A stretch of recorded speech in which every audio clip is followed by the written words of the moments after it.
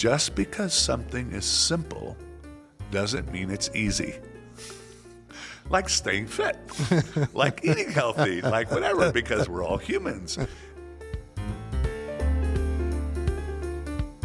Hello, everyone, and welcome to our live recording at the Virtuoso Forum here in Calgary, Alberta, Canada. I am thrilled to be here at the Virtuoso Conference. I have a very special event spotlight that we're going to be bringing to you with conversations starting with Karen Hardie, who's the General Manager for Virtuoso Canada. But you're also going to hear from Michael Londregan, who is the Senior Vice President of Global Operations. The global team is all here. I've seen a number of them this morning. You're going to hear from Jennifer Campbell, who is the SVP of Global Events.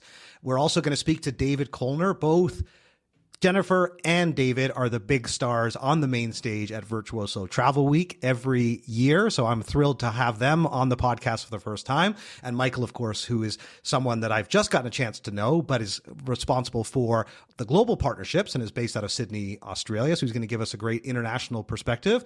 But David is also known as the real funny man on stage. So I'm keen to have him on the podcast. And then we're going to bring it home with none other than Matthew Upchurch, the Chairman and CEO of Virtuoso, someone who has been a legend on this podcast, is a legend in the industry. I'm thrilled to be here with him as well in Calgary and to have a chance to re-record with him. As many of our listeners know, that was actually one of the most downloaded and popular episodes of all time. So I'm thrilled to have him back and have the privilege to be here.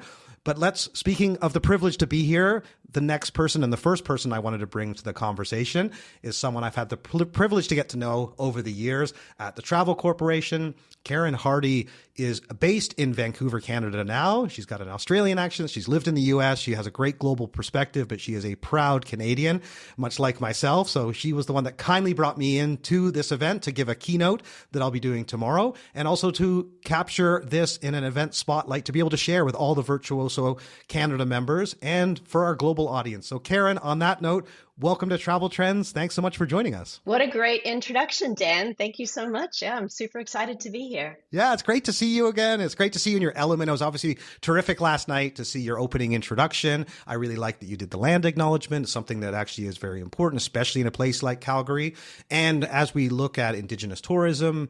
And so anyway, I really enjoyed the welcome last night. And obviously it was great to see you again. But tell all of our listeners about your role at Virtuoso and a little bit about your background. Thank you. Yeah, well, I am the general manager for Virtuoso in Canada, and that makes me one of 9 global general managers that Virtuoso has around the globe. And as you said, we report up into Michael Londregan, and so I think it's one of the things that makes Virtuoso really unique these days is that all of our regions are led by a general manager. And so what that means is, as a matrix organization, we have 6 people in Canada that report up into the global matrix. So we have marketing leads, we have partnership leads, we have a couple of member relations leads, and a global events lead. So all of these elements of Virtuoso that make us special and unique are represented here in Canada, and that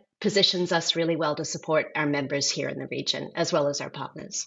That's great. No, thanks for sharing that. And obviously, Canada is a big market for luxury travel. It's something you highlighted on stage earlier today. So Virtuoso's role in that is incredibly important. And I think both of us being Canadian, understanding this market, it's exciting to have this conversation about luxury and ultra luxury travel and where this industry is headed. And Virtuoso really leading in Canada with luxury travel. That's certainly been my understanding, and it was further validated for seeing some of the details you shared this morning. But let's talk about Calgary specifically and what brings us here, because this is the Canada Forum. There are multiple events you run over the course of the year. You've kindly invited me to join for Toronto and Vancouver, 2 events that are coming up after this. But tell us what brings us all to Calgary. Well, this is our main event for owners and managers of Virtuoso members in Canada. So this is our premier event. And Calgary was chosen because it's such a great hub for tourism in Canada, right? It's got important history. It's got access to the Rockies. And, Calgary is one of Canada's most connected cities, great airport, terrific gateways. So that is what makes this event special this year. We've got about 110 people between the Virtuoso senior leadership, including Matthew Upchurch, I heard you introduce at the beginning. We've got about 40 members from our network who represent over 1,300 travel advisors in Canada. And then meeting with all of them, we have 60 of our wonderful preferred partners. So the intent of the event is really to combine insights with collaboration, lots of networking opportunity, both formal and informal. And then, of course, we have our Gala Awards celebration where we recognize Canadian members and partners for their achievements over the last year. Yeah, that's great. I'm looking forward to that. I mean, last night in the welcome, it was great to see a lot of colleagues of mine that I've had the privilege to work with in the industry for many years, friends from Colette and from Intrepid. And you had a number of the different adventure expedition companies like Quark is here, and Nat Geographic Lindblad, even Pro Columbia, the tourism board. I know they're doing a session as well tomorrow. That'll be part of my presentation. And one of the things I just wanted to highlight too is that from my background, I'll be mentioning this on stage tomorrow. Even though that I've lived in the US and in Australia and I've had a global role for many years, Canada has been home and continues to be. And when I started my career in the travel industry, it was on corporate travel. I lived in Vancouver, where you're based, but I spent at least a week a month in Calgary meeting with the head of IT, who was my boss at the time. And so I have a specific affinity for Calgary in the travel industry because it's really where I got my start. So for me, seeing everyone here in Calgary, especially at the Fairmont, which is a signature hotel, of course, of great Canadian legacy. So I'm thrilled to be here. And what I wanted to speak about next was actually the content and the focus of the agenda. So given that that is the audience that has come together for this event, and part of that, of course, is the global team that we'll be hearing from on this podcast episode. But tell us a little bit about the agenda that you've put together. What are some of the main themes and messages you're looking to spotlight to all the attendees that are joining? Well, as you said in your intro there, the focus is really for Virtuoso around the globe, but particularly for this meeting, what luxury means for the Canadian traveler. And so we really took an approach of, let's kind of try and take this apart and put some, math to the poetry, if you like.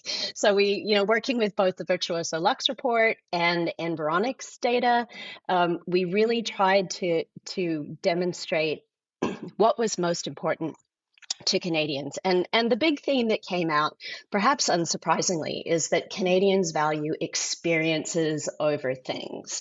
And the numbers that jump out for me were not just about, why the memory is more important than the story about the biggest suite.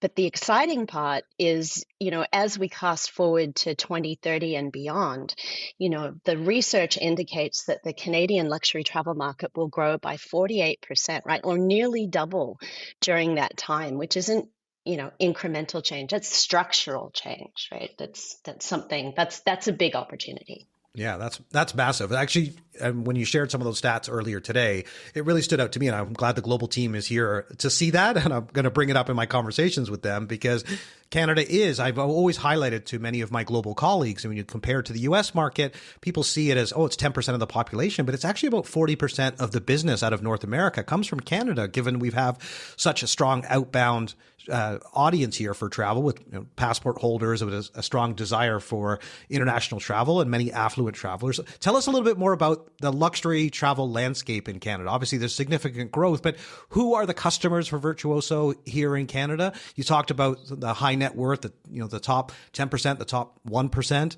I heard a really interesting stat too, which was that, the average room night is about $2,000, which is much more significant than what most people are able to justify. But there is this world of very affluent travelers that are taking really extraordinary trips, and that continues to grow. So tell us a little bit more about the Canadian market and the luxury landscape specifically. Yeah, I think when you look at that market that you were talking about, right, the ultra high net worth and the high net worth individuals, immediately most people tend to think of luxury goods, right? But the interesting thing when you look at the data is that the forecasted growth in luxury experiences versus luxury goods, it's not that there isn't a demand for luxury goods amongst that cohort, there is, but the compelling message is that the demand for luxury experiences or travel experiences is more than double the expected growth in demand for luxury goods. And so, that is, again, the message that we're trying to share. As you said, comparing with our southern neighbor, it's not that that's not a massive and important market, but that Canada really does need to be considered separately and distinctly for the opportunity that exists here. For sure. And clearly the travel agency owners here know that. The travel advisors have these customers. One other thing that stood out to me last night was the number of partners that are here in Canada from the US. I mean, Project Expeditions, which is primarily based in New York, they've just now expanded to Canada. They did a talk last night. I was also speaking to the general manager for the Mandarin Oriental, who's based in San Francisco, but Canada is part of his market. And he really wanted to be here because they're seeing such great growth in Canada. So tell us a little bit about that in particular, like how valuable the Canadian market is for those partners. Well, I think there are really three things that stand out, and you would have heard me talk about this morning. But I think for partners, as well as travelers, but for partners looking to work in Canada, Canadians over-index on the use and intent to use a travel advisor. So the opportunity for our preferred partners in Canada is that Canadian travelers over-index on the use and the intended use of travel advisors. And that trend is just growing. So it's up 10% year over year, and the future intent is indicated at about another 8% up. And what I love about that trend is everybody wins, because through using a travel advisor, the traveler is going to have a better experience. The partner is going to have a better match potentially of the traveler on their experience. And when you match those two things together, people come back and share those memories, and it just amplifies the interest in both working with a travel advisor and having these wonderful travel experiences. And for me too, when I talk about one of the big trends of 2026, this whole idea of transformative travel, which is a key part of my keynote tomorrow. When I look around and see the partners here, there's a strong correlation between the types of companies that are part of the network, the type of travel experiences. So that was really cool for me to see last night. But given that you are the GM of Canada and you've got a global background, and this is one of the things that thrills me when someone's decided to choose our country to live in and is so well-connected and very involved in the Canadian market. You clearly look at the trends. You see the global trends. You have the benefit of the team members sharing what's happening in Virtuoso in all the other markets. But when we look at the specific trends in Canada, there was a few that you highlighted this morning, and I wanted all of our listeners, both those that are part of the Virtuoso network across Canada that didn't have a chance to attend, and our global travel trends audience that will find this really fascinating about the Canadian market. It was one of the reasons I was so keen to do this event spotlight together. What are some of the other trends that you're seeing in the Canadian market, whether it be traveler behavior, how they're working with travel advisors, or what the opportunities are that you were speaking about for partners? Yeah, the big trends that jumped out over the last year or so is family travel. So that's both immediate and multi-generational travel. And that to me was really interesting, because it says that Canadians are designing their travel to share with family and friends. Like, it's very intentionally designed as a shared experience. And again, I think that it speaks to the Canadian nature and how Canadians like to share these experiences together. The other thing that was really interesting to me, and we talk about luxury being personal, and so what is luxury is different to different people, unsurprisingly. But we're also seeing that is a trend in sustainability. So sustainability is also personal. And how that shows up when we look at the Virtuoso Lux report, we see that there is positive intent and action when it comes to making sustainable travel choices, but there is still a bit of a lag between the two.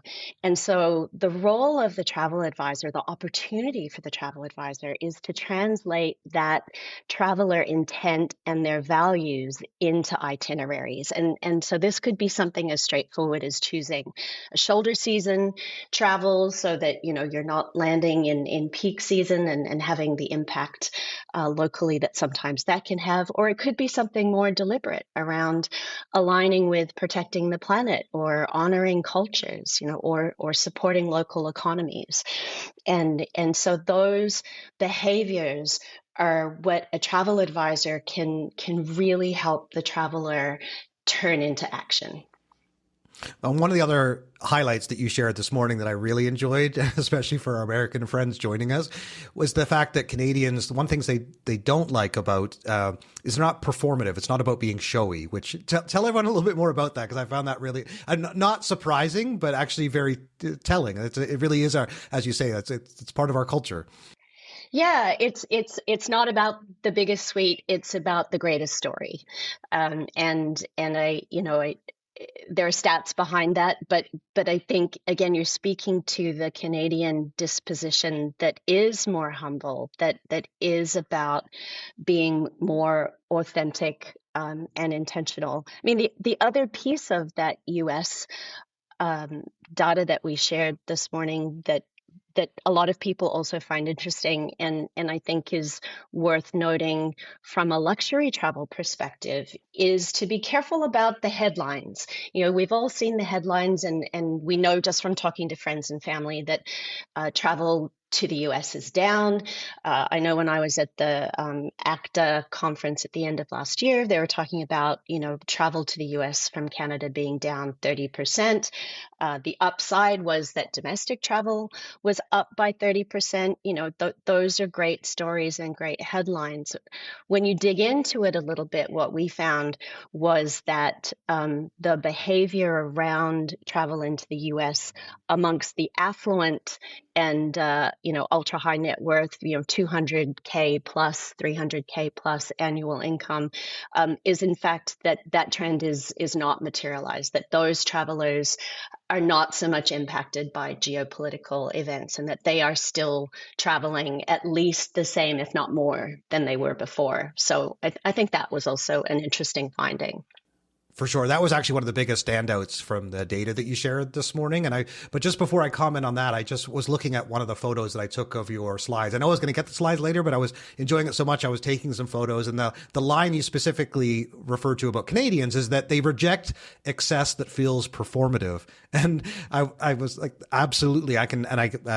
A good friend that I coached our baseball with, who runs a private equity firm who fits in that top 1% category. Him and his wife and a few of their friends from their ski club went to France this summer and did the Orient Express from Paris to Venice. And when I saw him afterwards, I saw one picture that his wife had posted, and I commented when I saw him, I'm like, "Hey, did you guys do the Orient Express?" He's like, "Yeah, it was so incredible. We just were careful not to post about it. We didn't want people to see what an incredible time we were having." So I was right. Like, so I'm looking at what you're sharing. I'm like, that tracks from personal experience from people that I know that are just like, yeah, this is too indulgent to share. Right. It's the opposite of bragging rights, right? Yeah, exactly. And then the other thing, which you just pointed out, and I just wanted to underscore this for all of our listeners, because as global travelers, there's many reasons why people make the decisions that they do about travel. And one of the things that I am always a big advocate for, because with travel trends, is the benefits of cultural exchange, from meeting people and always being open to travel and exploring and connecting. And obviously, there's many more things that unite Canadians and Americans. And I still travel to the US, and I found that really interesting. And the person I'm referring to here also, when I see him, he's skiing in Colorado, he's at the Green Bay Packers football game. Like, his travel to the US clearly has not changed. And so some of these affluent travelers who also have business interests in the US, one of the things that stood out to me was the fact that we keep hearing that travel to the US is down, and it is very substantially from Canada to the US for border crossings by car and by air, and year over year. So there's significant downturn overall in travel numbers. But that's why I found it so fascinating to see that amongst the affluent top 1%, it's either flat or up. that was not what I expected to see. So I found that really interesting. And that's important for travel advisors to know. It's important for the wider Canadian travel community to understand that that is still a destination that people are traveling to in that category. So yeah, that was really, really fascinating.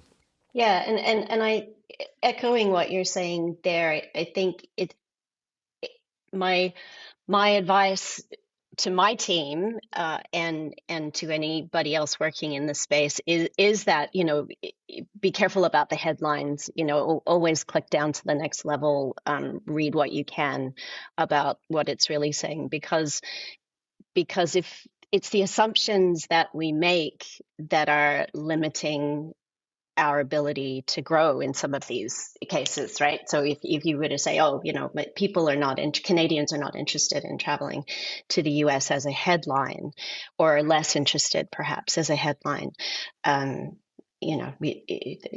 data shows something different. So don't necessarily just assume that that's going to be the case. Definitely. And speaking of that takeaway, obviously that was a really fascinating one for me to absorb this morning, because it's the first time I've heard something contrary to what you're seeing in the media. But let's talk about some of those big takeaways and ultimately the impact you want to have with this conference here. So given you and the team, Ryan and company, have put a lot of time and effort into bringing this event together, tell us a little bit about what you want attendees to leave the event with. What do you hope that they walk away with at the end of the day tomorrow? And if there's kind of one or two ideas that you really want to stick, given that you've put this content together, what are those? Yeah, well, mostly I hope all of our attendees, leave inspired and energized by the opportunity for growth for luxury travel in Canada. For everyone to take what is essentially, at least 3 days out of their working week to participate in an event like this. You really hope that the content that you've designed, the speakers that you've brought together, give your attendees something that is really valuable and that they can put to work in their business when they leave. So, we shaped the content today, as you said. We really tried to paint a picture of opportunity with data and insights, really the what and the so what about luxury travel in Canada. And then what you'll find tomorrow, and that's why we're looking forward to hearing from you tomorrow, our day 2 content is really more focused on now what, looking at the emerging trends and platforms to support their business growth.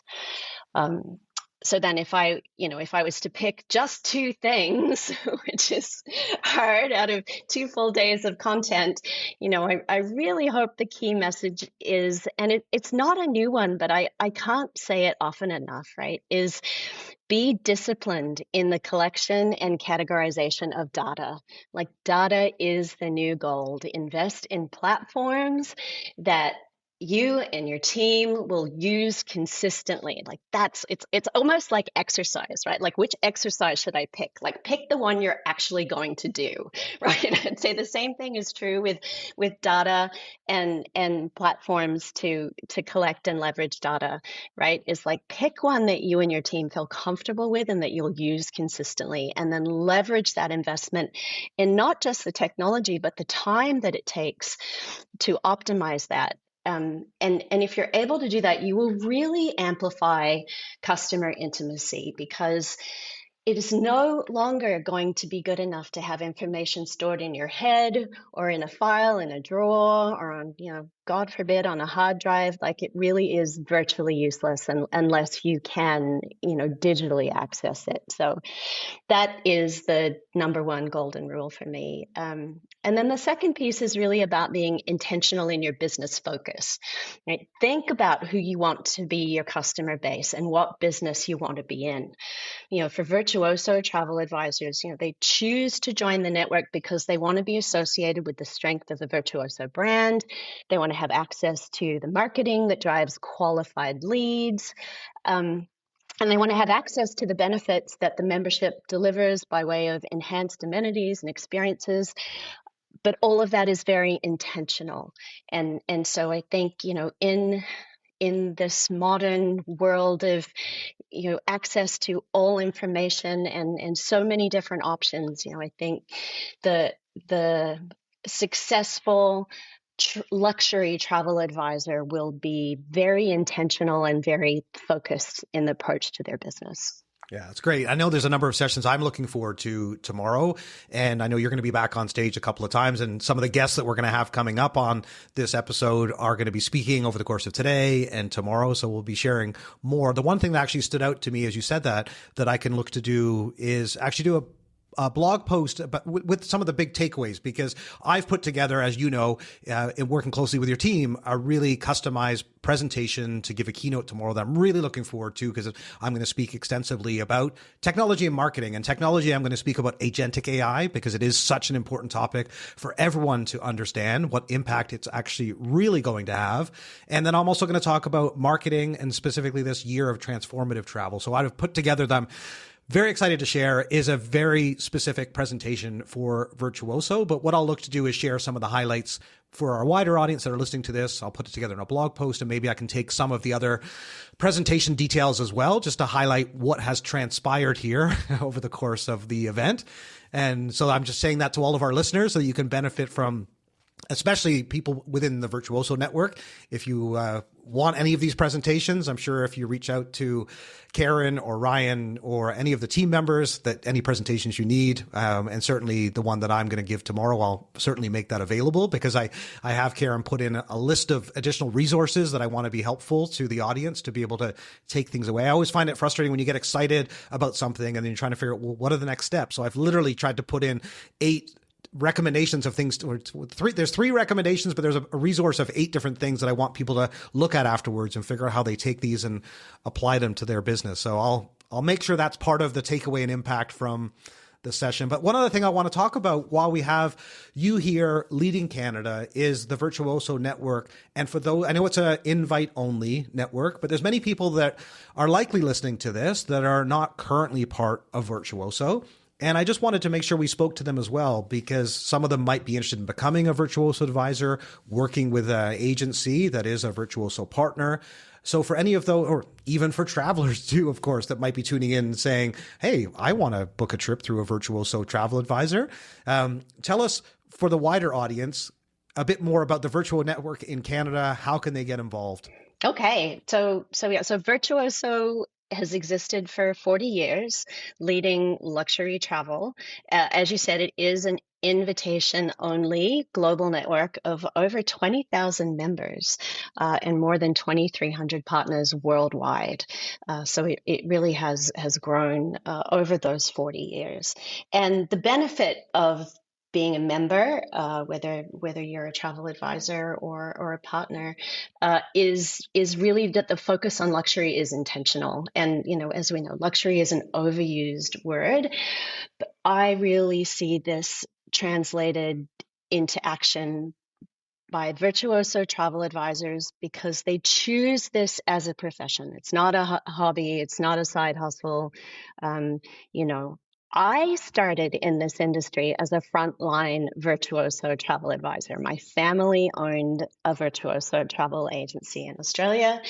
I see the same attributes today that I did, should I say 30 years ago, and that is a passionate commitment to education, right, which enables the best possible advice and insight. And the thing to remember that is whether a traveler is spending $10,000 or $100,000, their time is actually their most valuable asset.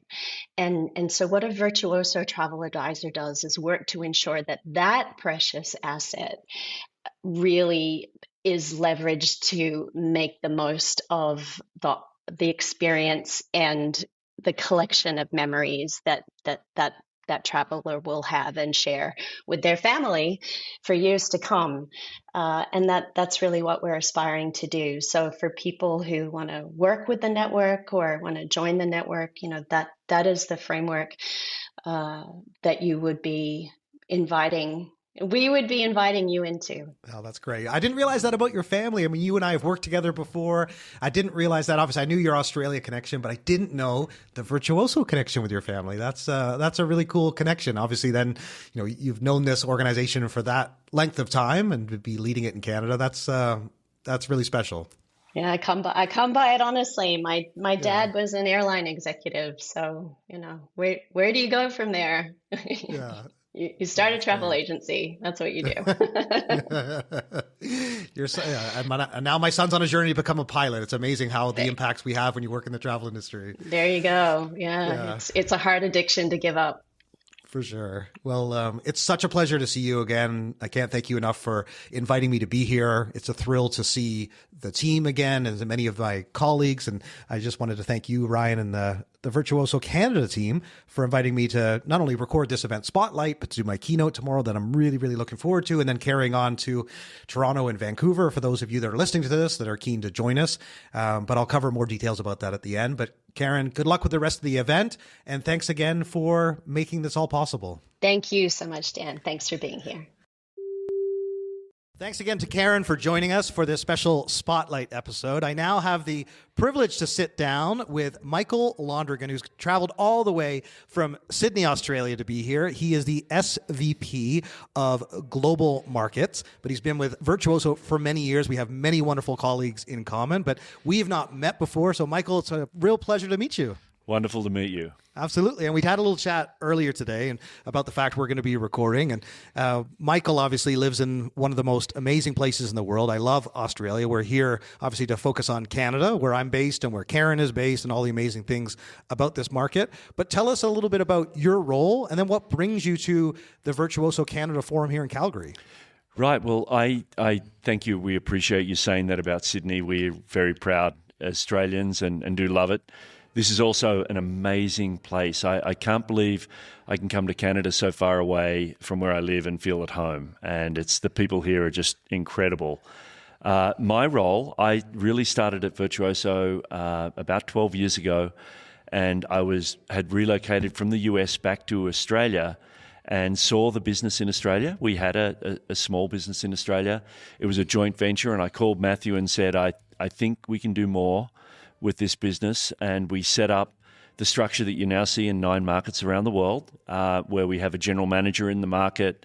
We run it very much with regional expertise, regional teams, and that's what brought me into my role now looking after the 9 GMs around the world, and I'm here to help our GM in Canada, Karen, to execute her event. Fantastic. And obviously, one of the good friends we have in common is Fiona Dalton, who has been on our podcast, so our listeners are familiar with her. She ran Virtuoso Australia for a number of years, worked directly with you, and obviously you guys are great friends. And I think this is one of the wonderful things about our industry. You know, we've talked already today about human connection and the power of it, but certainly when you meet someone that you instantly have an affinity for and you realize you've got all these common friends in common, it's like, well, that's why. Like, clearly you're going to get along. And so, yeah, I'm thrilled to finally meet you. But tell us a little bit more about the Canadian market from your point of view and what brings you here. Clearly now, and I saw on the graph earlier, as you mentioned, that your role is now important to the group because there's now a GM for the U.S. because people may have looked at Virtuoso before that the global team was the U.S. team, but now there's a GM for the U.S. market. And then you're working with all of these GMs. So tell us a little bit, I guess, what's special and important about being here in Canada in that role? Yeah, I think that a lot of companies say they're going to go global, and they say, we're going to go global now. And sometimes that means what we're going to do is we're going to try and distribute the product we currently make around the world. And so that is part of almost the Virtuoso journey. When we first started, we thought, okay, well, we've got a great idea in the USA. We've got a great program. What we'll do is export access to that program around the world. And now what we do is say, okay, it's a better idea than that. What could we do about taking our philosophy to different markets? Because obviously the way that would work in a market that's not as developed or in a different stage of development is going to be different than the way it works after 30 years in the USA. And so what's interesting is watching what we like to say, it's globally consistent, our values, our standards, and what's regionally relevant, what part of this is going to land in the market that we're in. Yeah, and that regional relevancy, when I was doing any work in the Australian market, I was always told the same thing when I would come across from, I'm Canadian living in the US, but also I've lived in England. And whenever I go to Australia, I get the same response. It's not going to work in Australia. This is a different market. And I'm sure you see that with every market. And there's sometimes truth to that. Sometimes you get, pushback inside organizations. And I get that as well, because it is the case that you can't just transfer some ideas. So you need to make sure you have those strong values as a global organization, but that you are regionally relevant. I just wanted to underline that because I certainly, from my experience, that is incredibly important to be successful in each of those markets. And we just heard from Karen about how much nuance there is to the Canadian market. But let's stay on the global overall plans for Virtuoso for a moment, because I think that'll be interesting for all of our global listeners. Tell us the plans for growth globally. You mentioned you've got 9 GMs. Tell us a little bit more about the global position of Virtuoso today and your ambitions for growth over the next few years. Well, I think that this idea that Matthew had when he first set up Virtuoso was there's a segment of our industry that really needs to have a champion positioning. The best travel advisors, the best travel experiences. This is a good idea, but it's a global idea. It's not a US idea. It's an idea that can be in any market where we've got great advisors, great travelers who are seeking great experiences. And so we can put a footprint in and get those people into our community anywhere we find those natural assets. And so we've just taken we had an Asia program. And at a certain scale, once you get big enough in Asia, you can start to say, well, hang on, maybe it's worth breaking China off. And China now can have a discrete thing just about China. And then we'll look at Southeast Asia. What about Latin America? Is it time for Brazil to have its own ecosystem? Is it time for Mexico?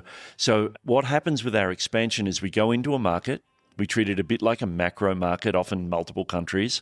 And then what we do is when we get to a certain scale and knowledge base, we can then re-divide it out. Yeah, well, that's where you, having lived in the U.S. and understanding different markets, being from Australia. But one thing I'm keen to ask for your perspective, because I love the global nature of our business, and it's one of the things that I've always enjoyed about having a global executive role is you do get to have involvement in different regions and understand the nuances. And one of the things, obviously, that needs to be in place for you to be successful, there has to be some key factors that I'm sure Virtuoso looks for to ensure that they're going to have long-term success in any market for the advisors and for the partners and for travelers. So when you're thinking about entering a new market, and I like that you described them as like macro markets, they might be multiple countries, it could be a geographic region. What are some of the things you're looking for? Yeah, that's a great question. We get asked that a lot, especially by countries that would like us to have a presence there. You need to have luxury travelers. So the market has to actually have a base of people who actually buy luxury product and are luxury travelers. Then you need enough of an industry infrastructure to have travel agencies that actually have advisors that have specialized in that. Because without that, it's too early. And then you have to have partners who really are trying to get business out of that source market. And if you get those three things, you've got some luxury travelers, you've got some luxury advisors, and you've got partners who really want to see that grow. Virtuoso can add value there. And what are some of those other growing markets around the world? Because I want to come back to Canada again in a moment. And obviously our listeners just heard some really fascinating stats on the size of the luxury market in Canada and the growth trajectory that we're on, which is very compelling. But clearly you're having growth in many other markets as well. What are some of the other standout regions that would be interesting and relevant for our listeners? Well, obviously on a rocket trajectory is Southeast Asia. It will be the 5th largest economy in the world by 2030. We are really working hard there. We're getting incredible member growth there. Every time we go in, and you've got from Indonesia, Malaysia, the Philippines, Thailand, Laos, Cambodia, Vietnam, Korea, Japan. That whole area is on a tear in terms of its market share. Insatiable appetite for us to get involved with them. They can really get a lot of value out of the expertise from the other markets. They can just learn so much from our established markets. Absolutely. It's terrific. Yeah, and then with Canada, though, to bring us back to where we are today, given that you have that global view, what are some of the things that you see that is unique about the Canadian market, and specifically where Canada fits into what essentially is the global ecosystem of Virtuoso? Well, Canada for us is one of our really successful and established markets. We've got a very strong infrastructure up here. So one of our largest regional teams is in Canada. We have marketing people here, events people here, membership servicing people here, partnership people here. So we've got a very good footprint here. And what that does is it allows them to develop best practice for the other emerging parts of the world. So we look at our Canada business as a great place to trial new events, new marketing campaigns, new products, because that market is such a well-traveled market, such a strong market, that it's a great place to road test new concepts. Yeah, it's interesting. And then on the flip side of that, if you're having great success in Southeast Asia and talking about it's going to be the world's largest economy in the next 5 years, what are the benefits with Canadian Virtuoso members as you expand internationally?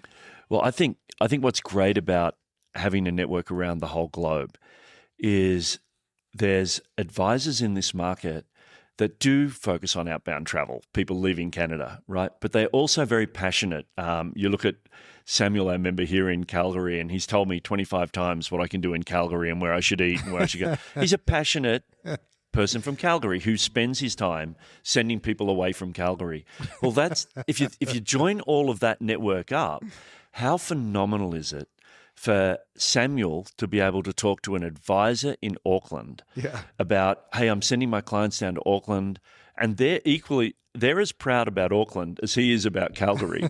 And we've got members in Singapore as proud about Singapore as he is of Calgary. Yeah. And that network of just cross-referencing expertise is incredible. Being a global network, we get to use that to make sure clients actually have a better experience. Yeah, no, it's clearly we're social creatures, and even one of the big appeals for people traveling internationally on trips is to travel with people from other countries.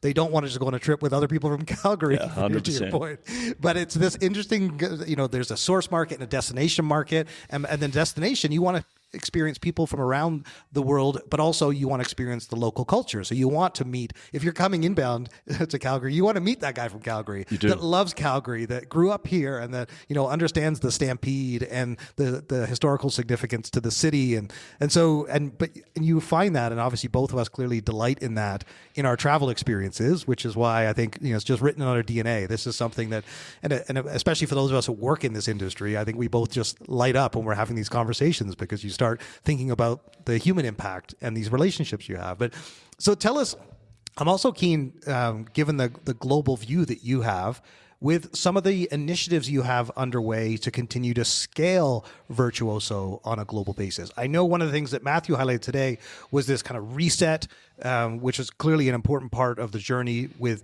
the framework that you guys have worked on that everyone has now kind of bought into and understands. Tell us, if you wouldn't mind, a little bit about that, because obviously that's key to unlocking international and global growth. Yeah, I think look, we're on a journey. And I think Matthew really clearly says all the time when he's around the world that we're at different stages of development in different parts of the world, and we're learning different things. But one of the things that really is important is there's a lot of businesses in each market that are very similar to each other, not similar to other agencies in their market.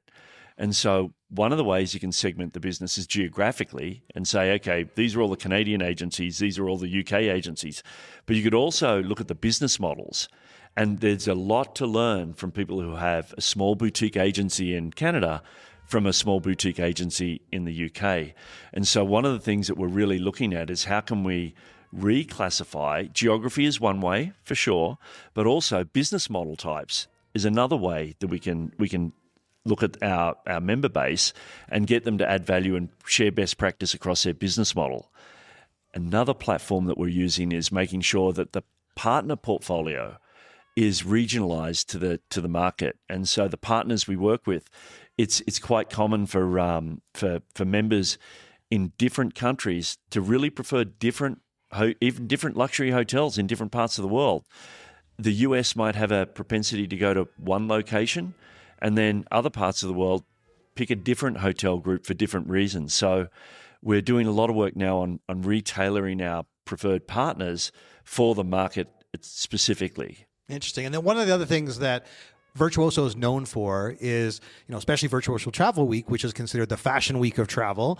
And really, there's this speed dating that happens that's part of the magic of being part of Virtuoso, where you pair together travel advisors and the suppliers and the partner network.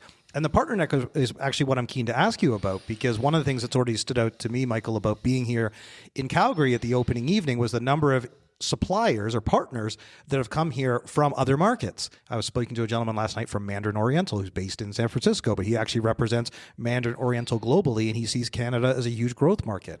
And so when you have partners that are part of the Virtuoso network, they obviously then have the benefit of being able to tap into all of these international markets you're active in. So tell us a little bit more from a partner point of view, how that works, especially because I heard last night one of the partners talking about the fact we've just opened in Canada. That's why they're here. So yeah, tell us about how the partner side works. That's a great question, because the truth is, the minute you talk to your financial advisor, they would tell you, I'm going to reduce your risk by diversifying your portfolio. And we in the travel industry, we are dramatically impacted by global geopolitics and have a single reliance on one source market. The way they can reduce their risk is by having multiple markets supporting their product. And so by joining the Virtuoso network, what you're seeing is someone who traditionally got all of their business from the US saying, well, that's great. I'm happy with the business I get from the US. But if there's a hiccup there, if they get a sneeze, I get a cold. Wouldn't it be great if I could actually diversify and find similar clients with similar client needs in Europe, in Asia, in Canada, in Australia?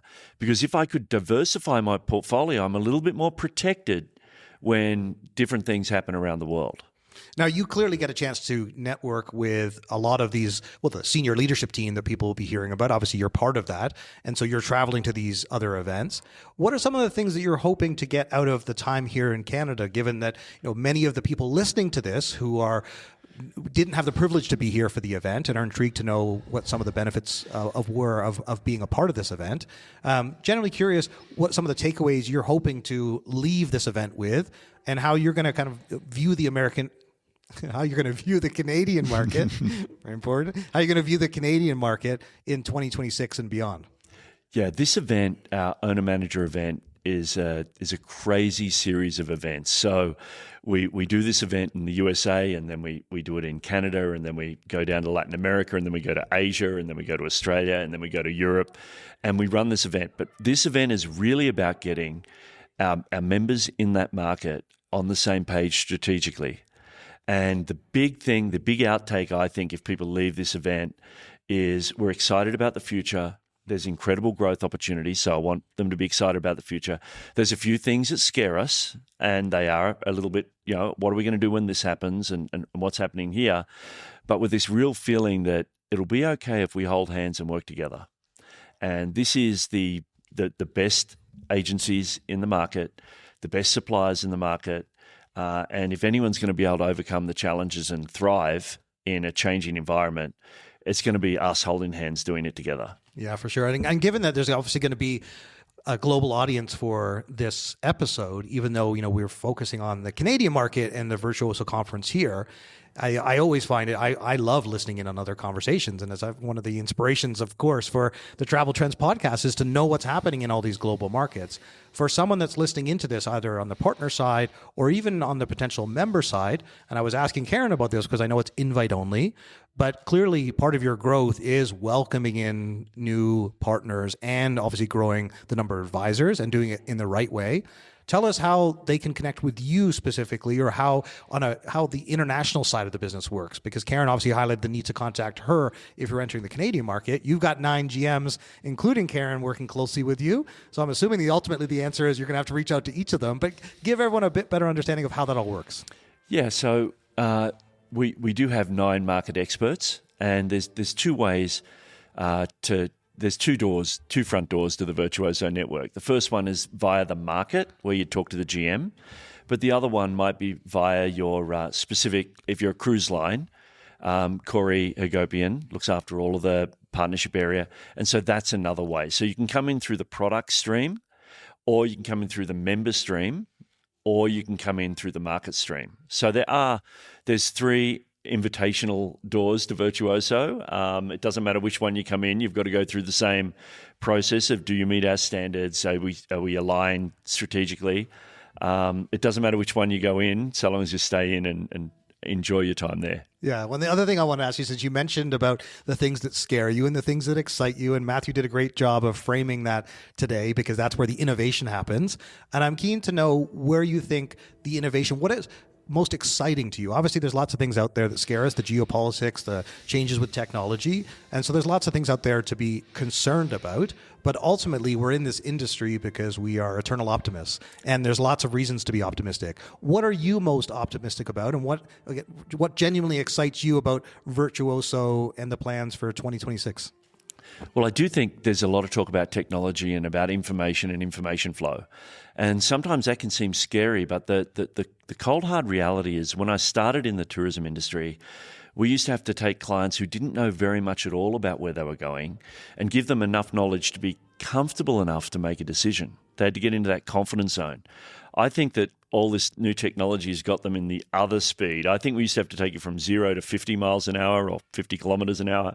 And now we need to take you from 150 kilometers an hour back down into your comfort zone, where you've got so much information, you're overwhelmed, and you need a trusted partner to say, okay, look, that's all great information. This is what's relevant. And so the role of the advisor is actually to slow you down now in a trusting way to get you confident enough to make a decision, rather than to smart you up. I've actually got to rationalize you down a little bit. So I'm not that intimidated by the overwhelming nature of information. I think it's great. And the other thing that is very exciting is just this thought about what's happening in the capacity to do translation. I was recently in Shanghai, and I went for a walk on my own. I walked into a shop. I asked a lady who speaks no English, and I speak no Mandarin, via my phone what I was looking for. We had a whole conversation. How incredible is it that technology is going to allow us to travel the world and engage with anyone at a local level about anything? And it's getting better and better. There's now the sunglasses you can wear that do all that for you. So there's more and more reason. Technology is going to make it easier to have authentic experiences all around the world. Yeah, I totally agree with you. I recently bought the Meta Ray-Ban glasses when I was in New York. I was using them over the weekend for the first time, and just amazed at the video quality and the photos that I was able to take, and the fact I didn't need to take my phone out of my pocket. I just said, Meta, take photo.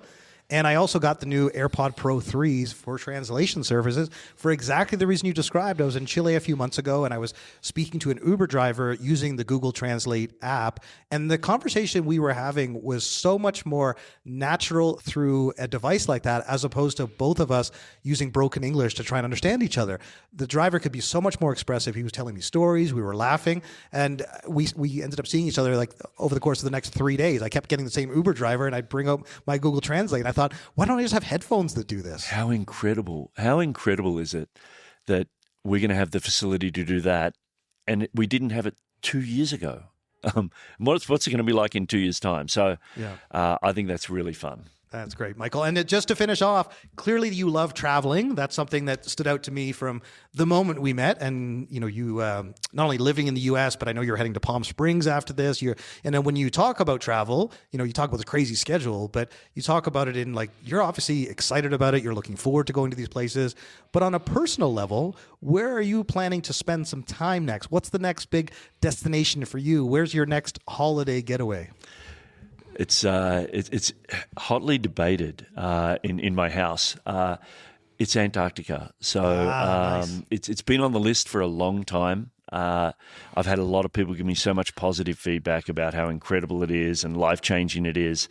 I went up and did a beautiful cruise in the Kimberleys north of Australia recently, and did an expedition cruise. And I just love expedition cruising. It's so much about learning and education and understanding with like-minded people. So Antarctica is next on the list. Fantastic. Well, I'm absolutely the same with you. That's the next destination for me. So we're going to have to trade some tips as far as who you're going to go with and the time of the year. I've been starting to look at November, because I guess that's the when the season kind of starts and kicks off. Yeah. And it's the end of the winter and the beginning of the spring. And so I've heard amazing things about going in November. But anyway, we'll trade some tips on that. But Michael, it's a real pleasure to meet you. Obviously, I look forward to keeping in touch. And thanks again for making time for us. You're very welcome. Thank you. Hello, everyone, and welcome back to our live recording here at Virtuoso Forum in Calgary. We've had two incredible guests so far. I hope you've enjoyed the conversation with Karen and then Michael just now, all the way from Australia. Actually, right after his talk, I went and saw him on stage, which was really fantastic because it showed me a little bit more about the culture of Virtuoso that I've come to respect and admire, having met Matthew before and getting to know some of the team. But our next two guests, to me, are some of the stars of Virtuoso. These are two individuals. We're going to speak to Jennifer first, and then I'm going to bring David into the conversation as well. But Jennifer Campbell is the Senior Vice President of Global Events. She's based in Atlanta, and I've seen her on stage several times at Virtuoso Travel Week, and I just have the greatest affinity. And she spoke this morning, and it was wonderful to hear you as well. I finally had a chance to meet her yesterday, and we've gotten a bit more time together today. So Jennifer, welcome to Travel Trends. Thank you, Dan. I'm excited to be here. You're my first podcast. Yay. I'm so surprised when you said that to me. I'm just like, you do so much public speaking. So it's an honor for us to have you here as your first official podcast. But tell everyone a little bit first about your role and the fact that you're overseeing all these global events. And here we are at the most important one in the Canadian market. But yeah, tell us a little bit more about what you do in your role at Virtuoso. Well, my role in Virtuoso has evolved. I've been at Virtuoso about 13 years, owned a Virtuoso travel agency before that for about 10 years. So I've been part of the network and then just jumped in full speed ahead. After the pandemic, I moved into the global events role, which was pretty exciting at that time because we were virtual in everything that we did. So a lot of change, a lot of challenges. But since that time, we've expanded to 9 global regions, and we have our events team spread all over the world. This year, we'll deliver over 90 events. Well, one of the things that stood out to me about your role in particular is the importance of events that we all went through that very challenging pandemic period, which is exactly how this show started. And I think we're still going to be unpacking the ramifications it's had on people in society for many, many years to come. But certainly the return post-pandemic, we have this incredible surge in travel, but also such a strong desire to reconnect and be together in person. And so your events, which were an important part of Virtuoso pre-pandemic, have become even more important post-pandemic. So tell us a little bit about how intentional you are with the events you put together and how the global schedule actually works. Well, you know, what the pandemic did show us is while we can stay together and stay connected virtually, and we did really well, something essential is lost when we're not together in person. And luxury travel is fundamentally a relationship business. It's really about trust. It's the nuance that you pick up in a conversation. It's the shared values that are built faster face-to-face. Well, and that's where the energy of a Virtuoso event is incredibly unique. And the first time I went to a Virtuoso Travel Week, I experienced it for myself. When you have 5,000 people that come together from all over the world to be at the Bellagio, which is where it's been for 25 years plus, right? Yep. Since the Bellagio first opened. Clearly, you guys know how to pull off an event of that scale, but you also are running smaller regional events as well. So when you put your global plans together, and having just had Michael on the podcast, he was talking about the 9 different regions. And I know you guys have just left the US, you're here in Canada, and you're on your world tour now. Tell us a little bit about how these events work in each of the regional markets. So we think about Virtuoso events as, in our portfolio, as an ecosystem. So it's like a menu. Everything that we do builds on the others and continues the momentum and the touch points throughout the year. So we have 3 large global events. We have our Impact Summit, which is sustainability focused. We have Symposium, which is a thought leadership. And then we have our flagship cornerstone event, Virtuoso Travel Week. But they all create alignment across the entire network, whereas a regional events, like what's happening in Canada right now, take that momentum and localize it. And this is where market-specific business development, education, and relationship building really happens. Now, the Virtuoso Impact Summit, which is in Madrid, Spain, at the end of February. So many people listening to this the event will have either just happened, but then you're in Seoul for the Symposium in South Korea, which is a destination that is just continuing to attract more and more attention.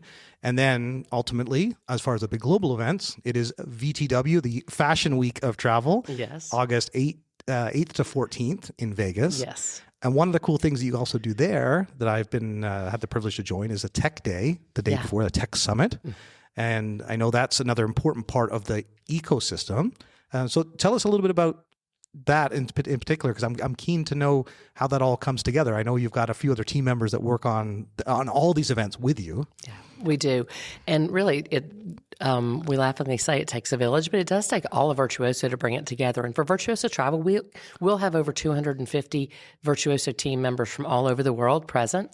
So we have an entire team that'll help deliver the Tech Summit. We have one of our board members, Gilad Bernstein, who helps oversee that. And each year, I say on stage, and anybody that's ever heard me says that I read all the comments and the feedback in all of our surveys, and I do. There's usually one involved.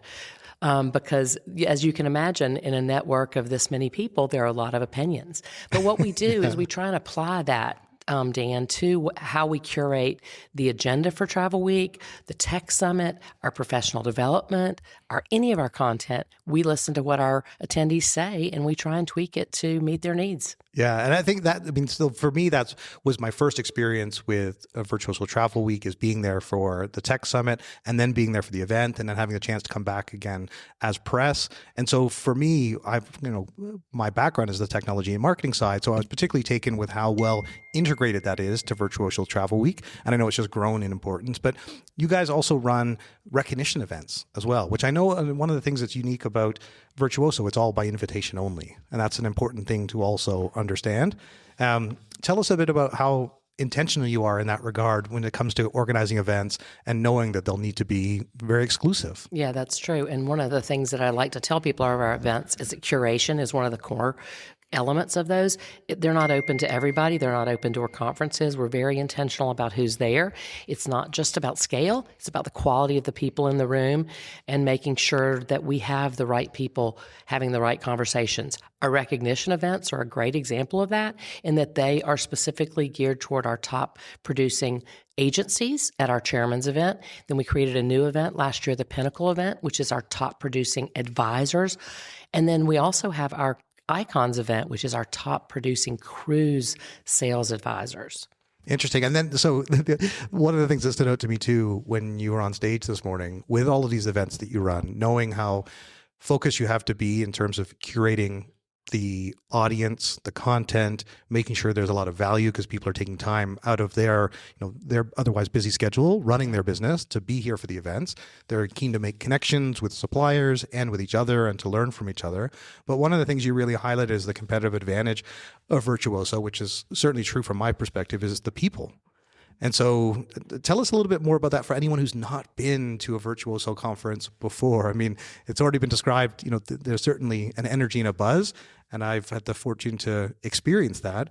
But for anyone that's listening to this that can't quite wrap their head around that, because obviously, it's one thing to say it's about the people, but I can say clearly it is, because how welcoming the Virtuoso environment is, the team, the dynamic, and it's one of the things I'm keen to talk to Matthew about, because obviously as the CEO and founder of the organization, that sort of sets the culture for the business. And for me, just seeing Michael on stage, he made a little joke about his role overseeing the GMs and how he doesn't have control over everything. And he looked over at Matthew and said, you pay me like I'm in control, but just so you know, I'm not in control. And it was a nice little moment that I thought that actually reflected the culture of the organization and people bringing their best selves to work. Right. Well, and I think one of the things that's great about Virtuoso events is that every event compounds your investment, and that's the investment of time, and familiarity accelerates business. People move faster when trust already exists. So people coming to multiple events grow to have long-term relationships with people, which is the core of luxury travel. These launch conversations. They allow ideas to come into action. They turn introductions into long-term friendships and partnerships, which is great when you're taking care of your clients and you need to trust who's doing that for you. Well, and one other thing that stood out to me when I arrived yesterday, I saw a number of people already had their badges before I had registered, and instantly I struck up a conversation on the elevator or in the hallway about where they were from. And my next question was, have you been to a Virtuoso conference before? And I've yet to find someone that this is their first time. I'm sure they exist. But almost everyone I've spoken to, 12 times, 14 times. I love it. I come every year. This is my favorite event. And clearly these are agencies and that work with luxury travelers, and this is, one thing that's very special about Virtuoso in Canada is that you really lead the way with luxury travel in this market. When it comes to putting an event on, then, that for people who are used to dealing with luxury, there's an elevated expectation, let's say, in terms of like the food and the drink and the decor and even the hotel that you choose. So you obviously have to very much live the brand, so Virtuoso, as I saw when I arrived in my hotel room that was on the screen. But tell us, because this is where I love the strategy that goes into these things to bring them to life, about how intentional you have to be to bring a Virtuoso event to life, that it's different than other industry events they go to. So how do you make that brand presence felt for all the members that clearly they keep coming back because they just love being part of it? Well, it's a little bit about the curation of the people in the room. So like for Virtuoso Travel Week, interestingly enough, there are 25% of our attendees that it's their first time every year. And that's on the partner side and on the advisor side. But then at other events, the same things happen. And we've got an operations team, Dan, that we live, sleep, and breathe Virtuoso events, and our goal in everything that we do is to be globally consistent but regionally relevant. So certain things fly in Canada that wouldn't fly in Latin America. So we customize those things, and we really do try and deliver white glove service. So that's something I want to explore too, because you have this concept of global scale and local relevance, and being regionally relevant is something that Michael spoke about, and Karen starting off this podcast with how unique the Canadian market is. And every market wants to feel special, and all markets are unique in their own way. There's some commonalities for sure. I joked with Michael about this because whenever I'd work in the Australia market, the first thing people tell me, it won't work here. It's just, it may have worked elsewhere, but it won't work in Australia. And part of that was like a cultural pushback to just being told that, this worked in the US, you need to do it here. So I understand why that exists, but at the same time, there are some things that are transferable and other things that definitely aren't. When it comes to running events, though, obviously there's certain things you want to be consistent about for a global event, like bringing the global leadership team around to help all the regions understand the benefit of all the connectivity to the international organization and understand what's happening in the different regions. But there's a real strong emphasis on these regional gatherings. And so I'm really keen to understand how important that is to the overall Virtuoso strategy. And if you wouldn't mind, from your vantage point, being here in Calgary and in Canada, what is particularly special about this market for you? Well, this is a great market for us. And the fact that Canada is having 8 regional events this year really speaks to the growth and the strength of the market. So that's exciting for us. Calgary and the Fairmont Palace are both great hosts for us for our event. And we really are thoughtful about that when we partner on where an event's going to be. We want to make sure it's a mutually beneficial situation. And we also think very strategically about who's going to be in the room, and that's those advisors and partners. So whereas a partner may want to come to the same event every year because they love it, who wouldn't want to come to Canada? Nicest people on earth. But for the advisors here, it's important that they're exposed to different partners. They want to meet the same folks that they've been doing with, but they also want to know who's new, who's the greatest new boutique hotel in Italy. So we try and really mix that up and keep it fresh, and I think that's part of the secret sauce. Yeah, clearly. That's actually when the local executive from the Calgary Tourism Board took the stage earlier today. I saw her briefly outside when I was getting a coffee, and she was complimenting a woman on her hat that was walking, was really fashionably dressed. And she had just finished highlighting in her presentation how she wanted Calgary to become the friendliest city in the world. And she was certainly leading by example. And that's one of the things I was actually really impressed to see that, immediately afterwards, that, she just took it upon herself to just recognize someone that didn't know who she was. And it was a nice little moment just to see on the street. And I just thought, good on you. Like, you didn't just say it on stage. You're living it. You're living it. Exactly. Yeah. Now, one of the things I also know from being part of the sessions today is that you're also very conscientious of making sure that people are going to go back to their offices, to their teams, with valuable, tangible, real benefits of being here that they can use to improve their businesses. And obviously that's a big focus for me with my keynote tomorrow, is trying to, not just excite people about opportunity, but actually help them realize it. And so that's something I'm also keen to understand, given that it seems to me from what I'm hearing that also is very intentional. So when you're planning for events like this, and whether it's bringing speakers in or doing an episode like this, which obviously this is a great example of that, because how do we take the value of what's happening here, including the global executive team being here and make sure this is accessible to all the Virtuoso members across Canada that didn't have the privilege or didn't have the opportunity to be here. Great outcome. But what are some of the other things that you guys are focused on to make sure that people do go home and they'll clearly have stronger relationships, but ensure they have long-term growth with their business? That's a great question. And there are a couple of different things I think that we do. The intentionality of the content is huge. The intentionality of how we network that time so that people walk away with practical tips and advice and tools to be able to take back. And so as an example for our forums, so we'll have 8 forums all over the world this year. And the content that we've worked on, we started working on months ago to make sure that every attendee for that forum hears consistent Virtuoso messaging. You'll see it customized for the region specifically, but it's about everyone coming together and understanding what's most important in Virtuoso, what we're committed to helping you as either an agency owner, a travel advisor, or a preferred partner accomplish in your business this year. And how much of those 8 events are when the framework that you've put in place? So if other advisors or partners are looking to attend any of the regional events, what would you point to as the reasons that they should plan to attend and what the benefits of coming to a Virtuoso regional forum would be?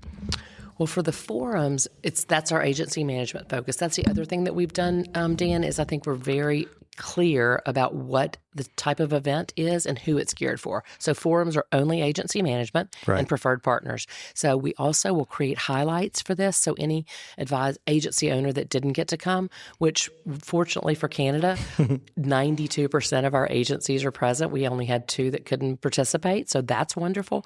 Then the same thing would happen for like an on tour. If an advisor went to an on tour and learned about cruise, there'll be highlights and things that they can take back to their agency.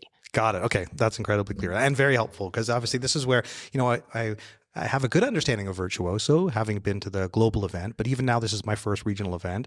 Tell us about the events themselves. I know U.S. has happened, Canada, and then clearly for anyone who's part of the Virtuoso network, they obviously have their login and they're likely aware, but just to make sure that we don't leave anyone behind that might be interested in getting involved. And I realize these are also invitation only, so if you haven't heard by now, but tell us where you guys are going to be. So just give us an overview of those 9 regions, because I didn't have Michael share that, and I think it would be interesting for our listeners to know. Yeah, so we started the U.S. Forum was for the first time held in Mexico. We've never held it outside the U.S. Forums actually started as an event type 10 years ago, and we've evolved them continuously. Calgary, we are here in Canada. Then we'll move to our Latin America Forum, which will be in Lima, Peru. We'll have our Continental Europe and Ireland Forum in Lisbon, and it is back-to-back with our United Kingdom and Ireland are back-to-back with Continental Europe and the Middle East and Africa. Then we have Australia, New Zealand happening in New Zealand.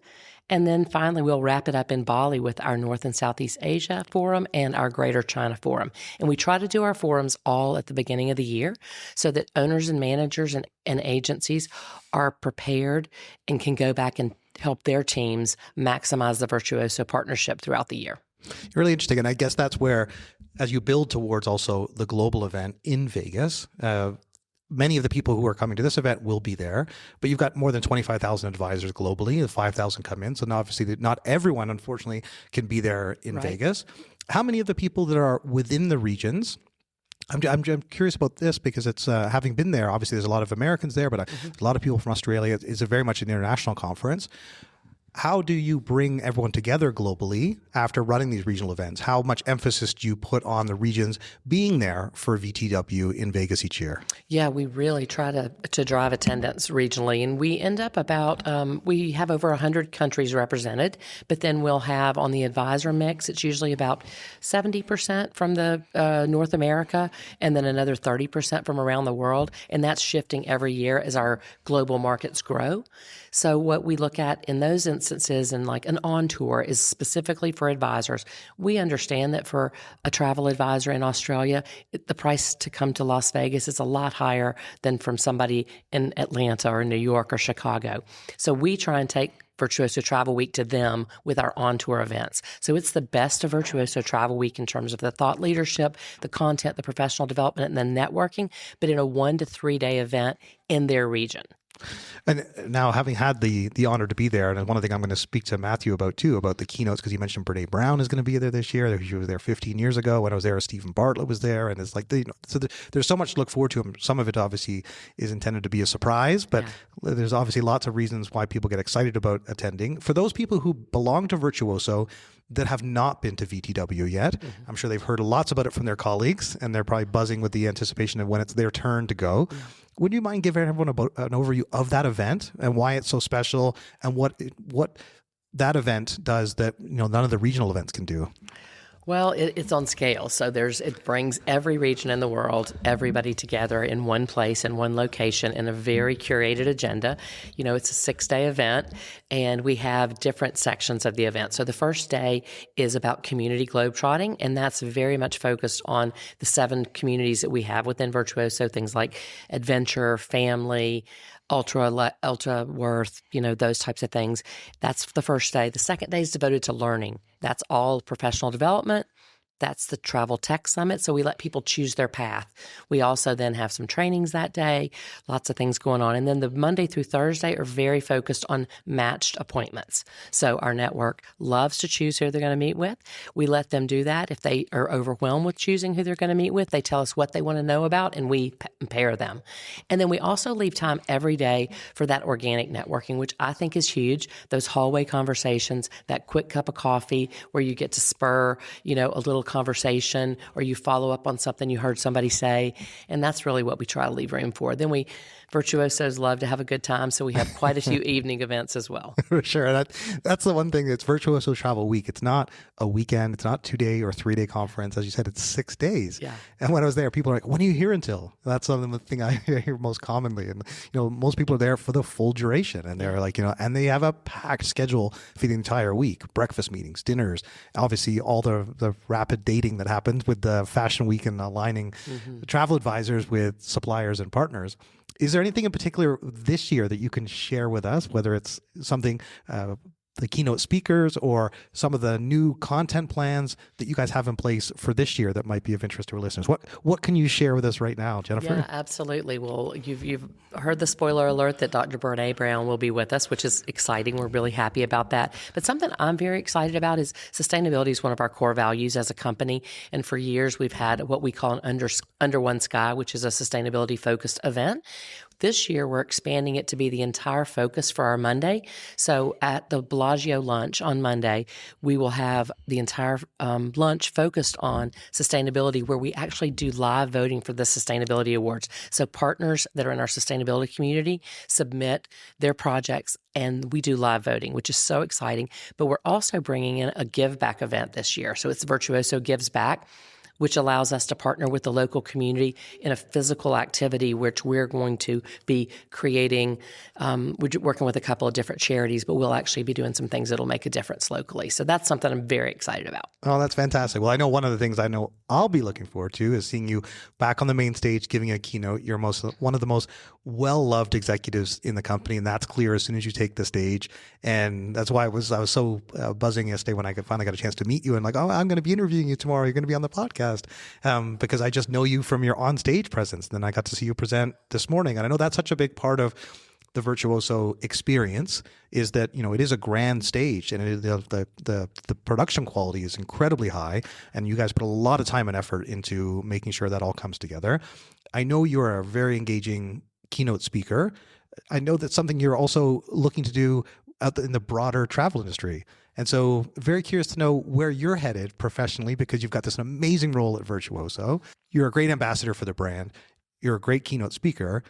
do you have plans to speak outside of the Virtuoso events and to be able to spread this message that clearly, obviously, you very much walk the walk? Well, I appreciate that, Dan. Thank you very much. I think a lot of it it comes from my heart. I mean, the happiest day of my life every year is when I get to say, welcome to Virtuoso Travel Week, y'all. And that's how we started off. But something else I'm passionate about is leadership.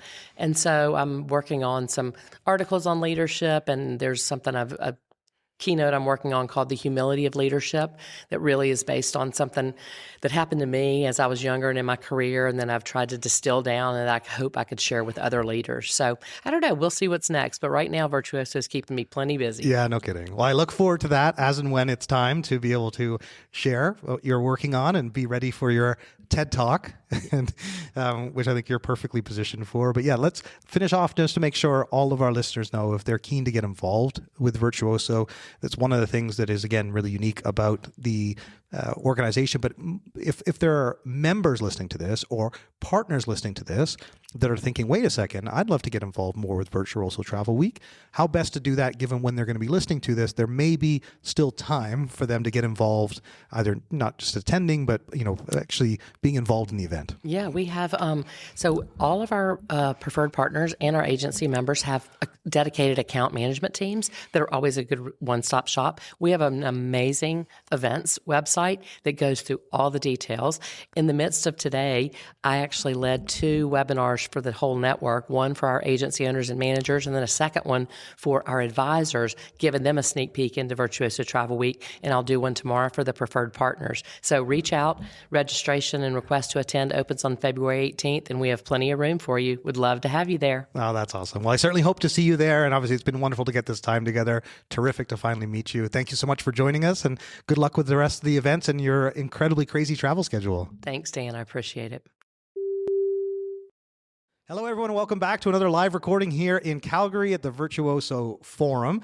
That was an amazing conversation we just had with Jennifer. And as you heard, I set the stage already for the conversation I'm so excited to have now with David Kolner, the Executive Vice President of Strategic Communications for Virtuoso. And one of the things I wanted him to hear me say, even though our listeners have already heard this, is that I love his onstage presentations. It's been one of the biggest highlights for me the last couple of years of going to Virtuoso Travel Week, and I had the privilege to see him on stage this morning. And even his introduction to the crowd, you can see how much people, they love Jennifer, they love David. You guys have a really strong rapport with the whole audience, and obviously you just have such a great sense of humor. I'm putting pressure on you now. Oh my gosh, no, high standards here.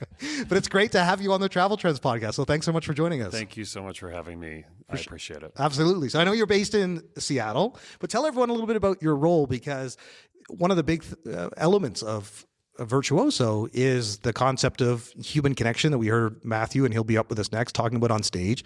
And the best way to connect with people is how you communicate. And it's one of the reasons that you clearly excel on stage. That's, that is your domain. That is like, and you shine being able to get the message out and being able to motivate. And so tell us a little bit about your role at Virtuoso. Oh, it's a good question.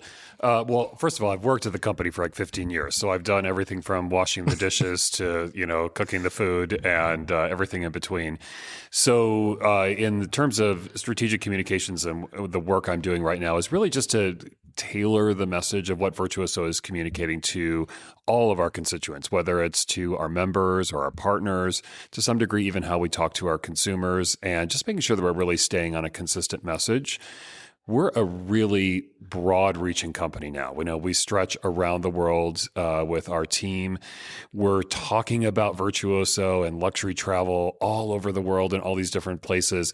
We just really want to make sure we're staying connected. And so it's really important, and we can have a much more powerful voice, we think, if we just stay a little bit tighter on brand. So that's what I'm working on right now. For sure. And given that you are based in the U.S., but you are part of the global leadership team, and that's what Michael was highlighting to us, and what Matthew highlighted earlier today is how you're not the U.S. team. You got this other global team. You happen to be based in Seattle, and Jennifer's in Atlanta. But the whole idea is this is a global team, a global business, and you need to make sure that all the regions are thriving. You've come here to Canada. Obviously, it's terrific to be here together. But tell us a little bit what brings you to Calgary. And I want to get into the trends. That's obviously a big focus of your presentation this morning. But tell us what overall brings you to the Canadian Forum.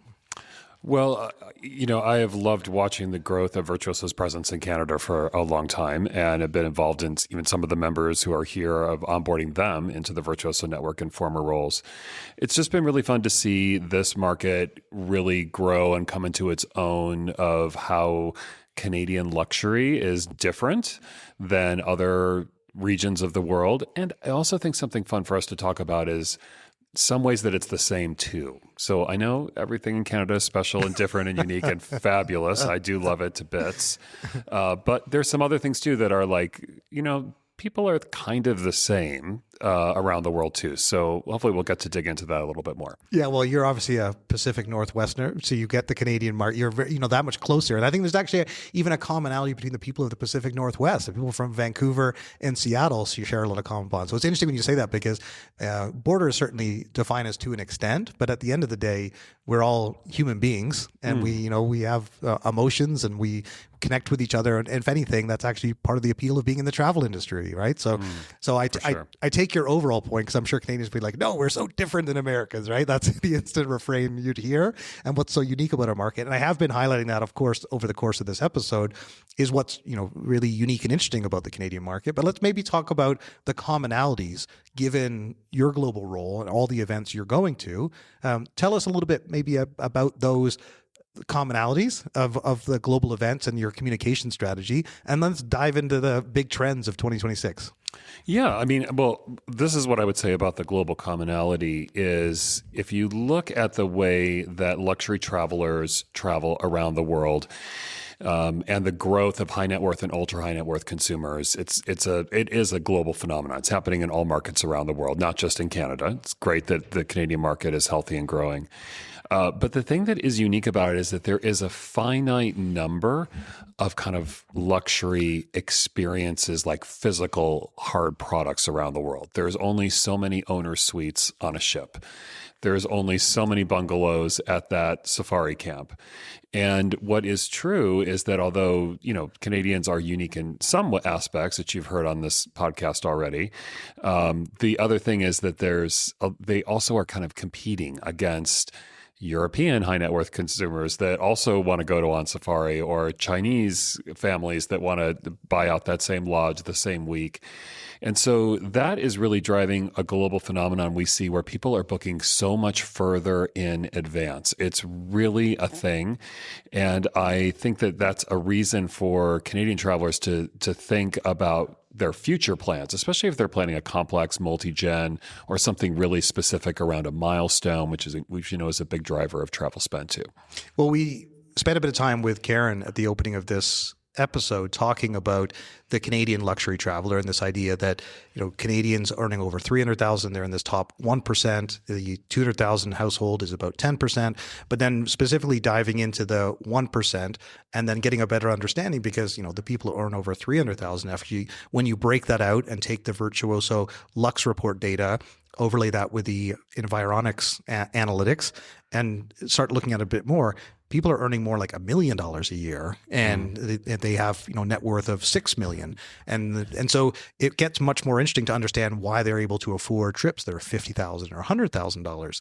And so what I'm keen to ask you then, David, given what you just shared, is that when you step back and look at, okay, that's the Canadian high net worth customer, is there a lot of similarity? It sounds like there is, between the high net worth individuals in each of the markets. Clearly, there's going to be other greater disparities. There's certain countries that are going to have ultra wealthy. But is there a persona that is consistent in each of the markets for a high net worth customer that Virtuoso targets? And the reason I wanted to ask you that too is because what Michael highlighted in our discussion was that when you're making decisions about going into a new market, the very first thing you have to ask is, are there high net worth customers here? Yeah. And is there the opportunity to serve them? And so that's essentially table stakes to make sure it's going to be worthwhile to Virtuoso advisors, partners, to go into a certain market. So yeah, keen to know from your vantage point what that looks like on a global level and how you see all the regions. It's a really good point.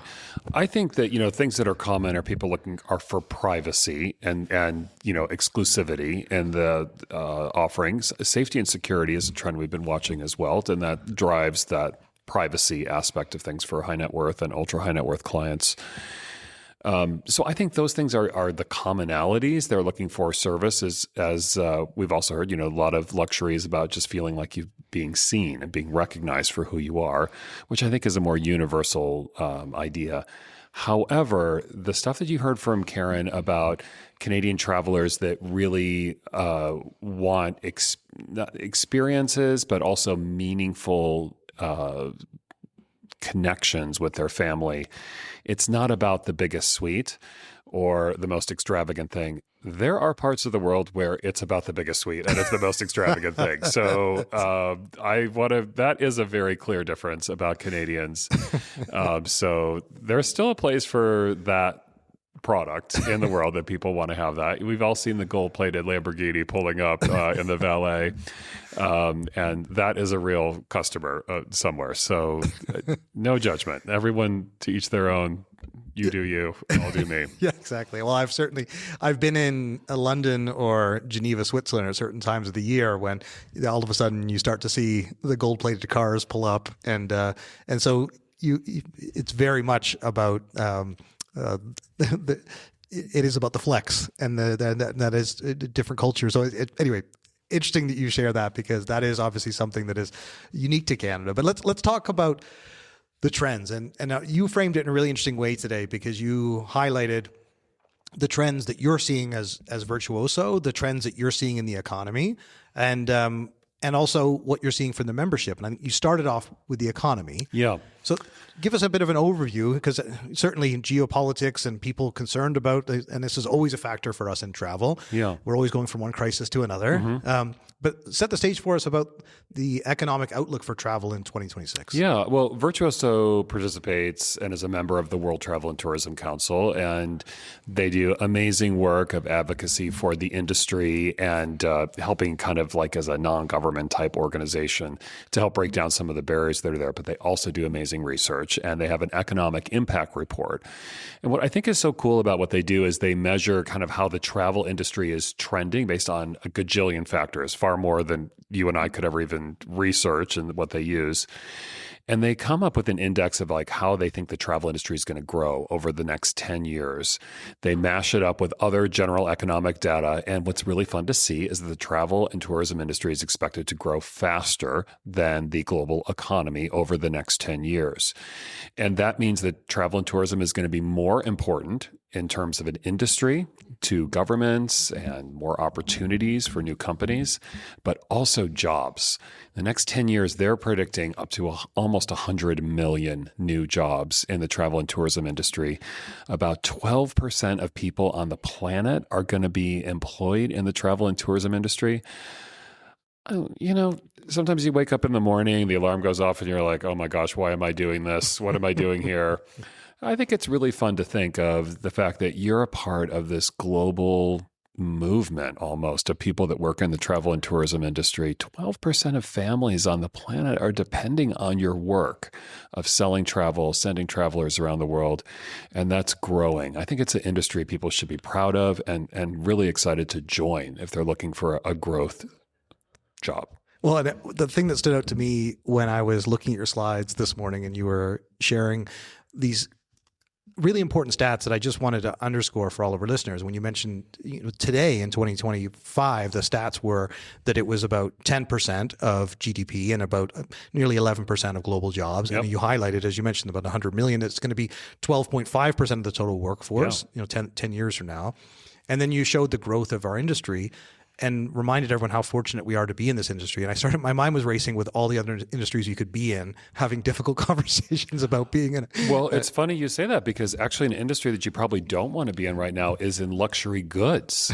So, I don't mean to make fun of the poor people. I mean, I still want to get a Birkin. I want to be on the list and get respect from my Hermes salesperson. But the reality is that luxury goods are not even really growing anymore, and they're really flatlining. And this whole thing is a global movement of experiences over thing, collecting emotions over possessions. Yeah. Well, we highlighted that I guess it's like 9% growth for experiences, and it was like a 3% growth of, but ultimately you highlighted, especially when it comes to the designer bags and some of the other things that people, they're actually now choosing, I want to go on that trip. I want to have that experience. And even if it is because they want to tell people that they went to the Antarctic and post pictures of it, or, and they want to have the best cabin and the best view from that experience. But one of the things that's unique about your role is that you do have that global view, and we see the growth in the Canadian market for luxury. But tell us, what are some of the other markets that really stand out to you? I know Australia, New Zealand. And so some of the other regions and some of the experiences too, David, that people are choosing to do more so than others with, expedition cruises, for example. Yeah. Okay. Really good. Well, I mean, I want to temper the overall comments with this idea that we've been talking about, which is your mileage may vary, which is kind of an American phrase coming from our gas estimates when you buy a new car. Your mileage may vary from what's posted on the sign. The one thing that's really true is that Jen comments here. Where we see trends that are interesting around the world, for starters, we recently did a study on optimism and outlook for the year ahead. And one of the areas where we saw probably the most enthusiasm of people about confidence is both in mostly Southern Hemisphere, interestingly enough, like Australia, New Zealand, Latin America, Caribbean. Places where people are still not quite as high on optimism are including Europe, Asia. A lot of those markets are not quite there in terms of the same level of optimism that you might have in the US and Canada about their outlook on the business. And there's other wrinkles to it too that are different. So like cruising is a category, no matter where you are in the world, that people are really bullish on right now. There's incredible growth and opportunity in the cruise category. On the hotel side, although we see record rates for what consumers are paying, and nearly $2,000 per night is the average daily rate that a Canadian Virtuoso client paid at a Virtuoso hotel in December during the festive period. Wow. The hotel owners are under such pressure to keep showing growth in rates and overall revenues that it makes it a very difficult place to work. So those people are not as bullish about the future, which is kind of a paradox because they've never sold as much as they have today, but they're under such intense pressure to keep delivering. So David, we talked about the economy and why we should be optimistic. And clearly that's what the network is telling you. And that was kind of the two key parts of your presentation this morning. One of the other things you also brought up that I was keen to discuss is AI. And you shared some really interesting stats on that with regards to who's utilizing AI. It was like 2/3 of the network is. But you also then highlighted going forward. And what really shocked me, and I would say even concerned me a little bit, it was the number of people who aren't using it or still not planning to utilize it. So I'm going to use that as a bit of a wake-up call in my presentation tomorrow. But I would love to hear from the work that you've done around AI, given that is one of the most important trends. We just talked about market trends. We talked about economic trends. Yeah. Tell me a bit about the technology trends around AI. So we just recently did in our Pulse survey, there was a global study for both our members, advisors, and partners, and it just completed on January 16th. We asked if you're using AI in your business, and your number is correct. Like 2/3 of the people said, yes, they're using AI in some way, shape, or form. About 1/3 of the people said they weren't using AI. So we dug deeper on both dimensions. So for the people that are using it, it was really surprising. On the member side, travel advisors who seem to always get a bad rap for adopting technology. I find it so irritating because, these are the people that were on a computer on a day-to-day basis in 1977 with their GDS when nobody even used a PC at that point. So let's give these people some credit about adopting new technologies. They're using AI for tons of things in many different ways. They're using for travel-related research, fact-checking, drafting client communications, proposals, creating marketing content. Are key uses. Over half of advisors are using it for those three things. The partners seem to be embracing it maybe for as many uses. So it's more specific of things like marketing content, data analysis or forecasting. And then a big area that they differ from members is in customer service. So they're really using AI to be like a virtual assistant or client servicing. They're using AI tools to do that. it's interesting. It's all good. And I think the diversity of ways that people are using AI is another good sign of future growth and opportunity.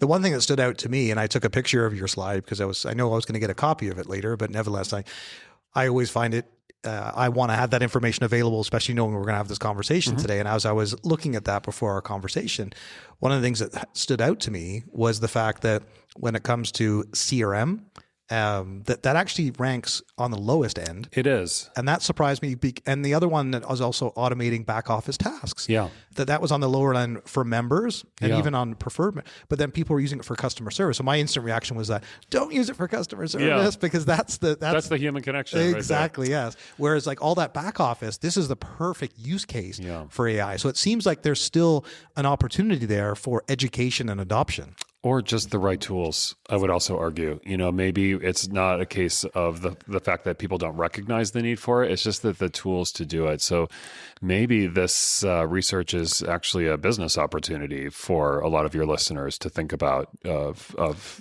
people are primed to do it, but they just don't have the right tool yet. Yeah, for sure. And I know Armin is here from TravelWits, and you've got a few of the team members that are involved in the Tech Summit, which I know is really important to your members.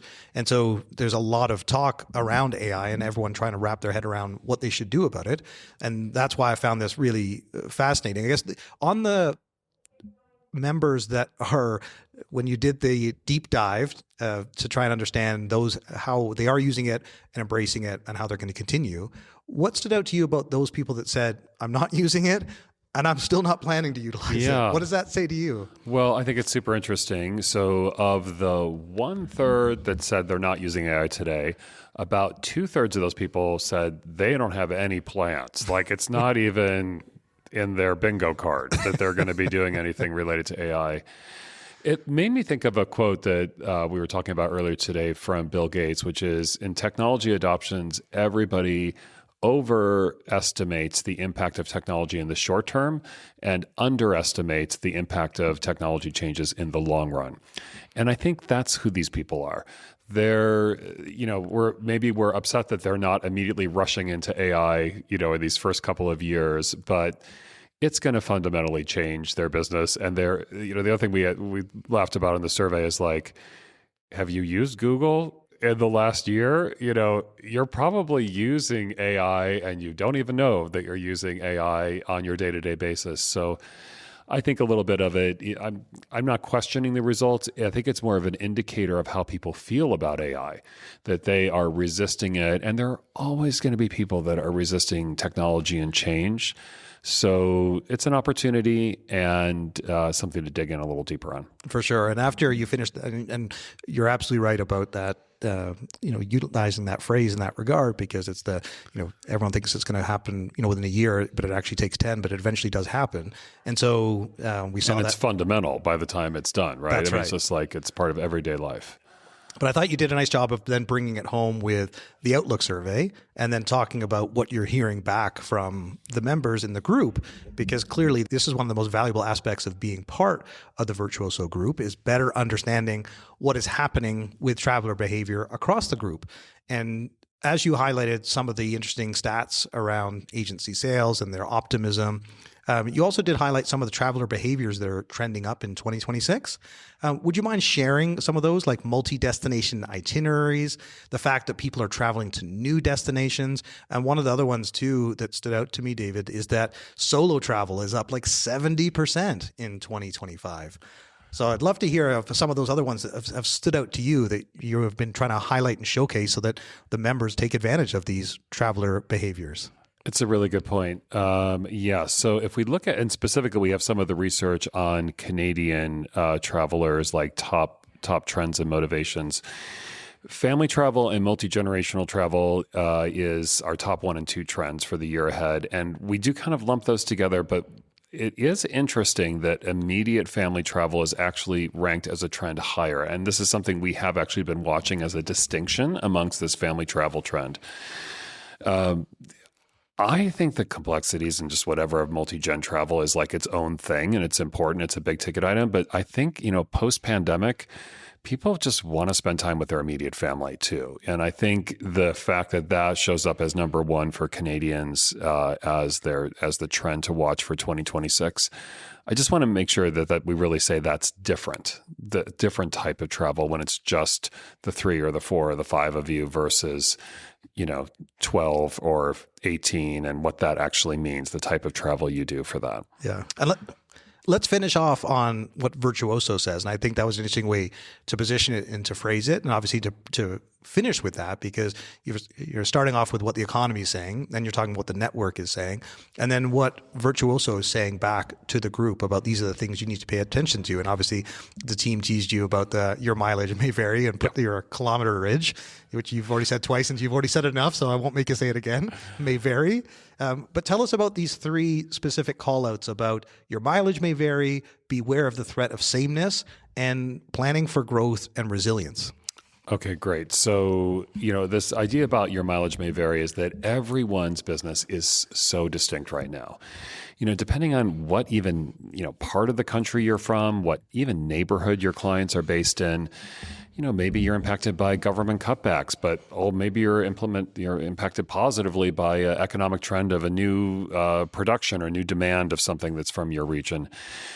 The advisor themselves may be in a different place. So I think you have to have a lot of space for people being in different places. And even when you see the results that we talk about on this interview, don't feel great or bad about what's happening with your own business. Just take it with a grain of salt. This is an indicator, but it's not meant to be the bar that everybody is at. So that's why I think, and let's have grace for each other in that sense of your mileage may vary and we're all going to get through this. There's great opportunity still, but your results may be very variable from what we see today. Yeah. The part that really stood out for me there was this, the threat of sameness. The uniqueness is so important. I mean, that was something that was kind of really driven into me working for the Tolman family for many years at the Travel Corporation, specifically Stanley Tolman, was this, like, what is your key differentiators? Why you over someone else? Like, what is it that's really unique about your offering?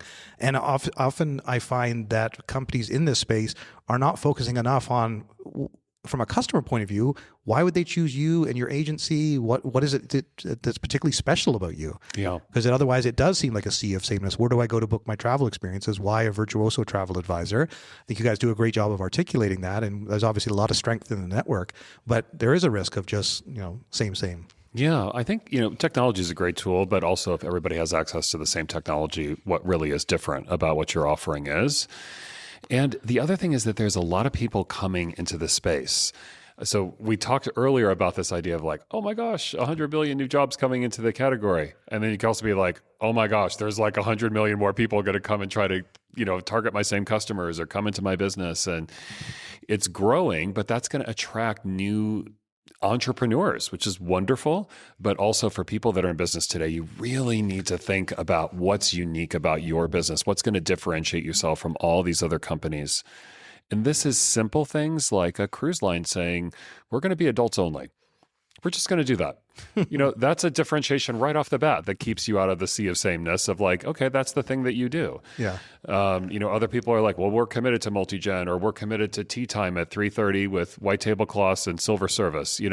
That's a distinction and that's very unique in the sea of sameness. So those things that you can really use to call out what you do, I think is going to be super important and people need to start working on that now if they don't have a plan. Yeah, that's one of the biggest takeaways I would think from this episode, that for those of you listening to it, that's absolutely something you should be prioritizing in 2026 to be successful. The one last thing I wanted to ask you too is, beyond the presentation you gave today, and obviously a lot of it was all backed up on data and the surveys you've done, sometimes when we're in the middle of a shift, some of them, the insights can be more anecdotal or what you're seeing, especially as you're traveling around the world at the moment.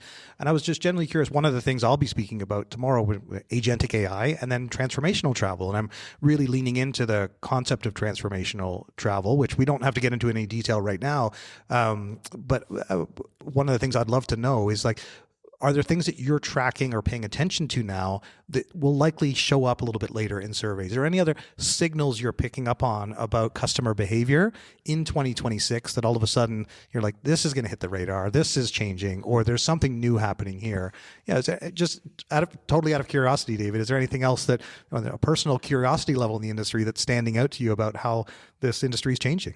Well, I think as a human-centered business or a human-centric business, we suffer the constraint of what a human can do. So the trend, I think, to watch anecdotally is the productivity of humans that can really be impacted by technology to help them increase their sales. This means maybe we don't need so many people to join the industry if the same people can sell a lot more.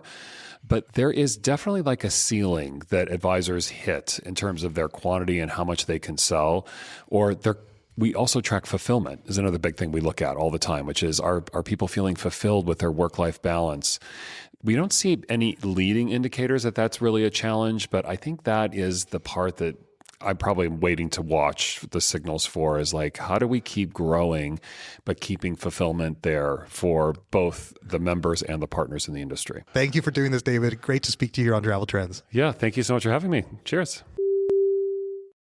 I now have the huge pleasure and honor welcoming back to the Travel Trends podcast one of our most popular guests, the founder and CEO of Virtuoso, Matthew Upchurch. Matthew, welcome back to Travel Trends. Thank you, Dan. It's so great to be back here. Oh. We had such a good time last time. Absolutely. I mean, it's such a thrill to see you again. Obviously, it's wonderful to be here.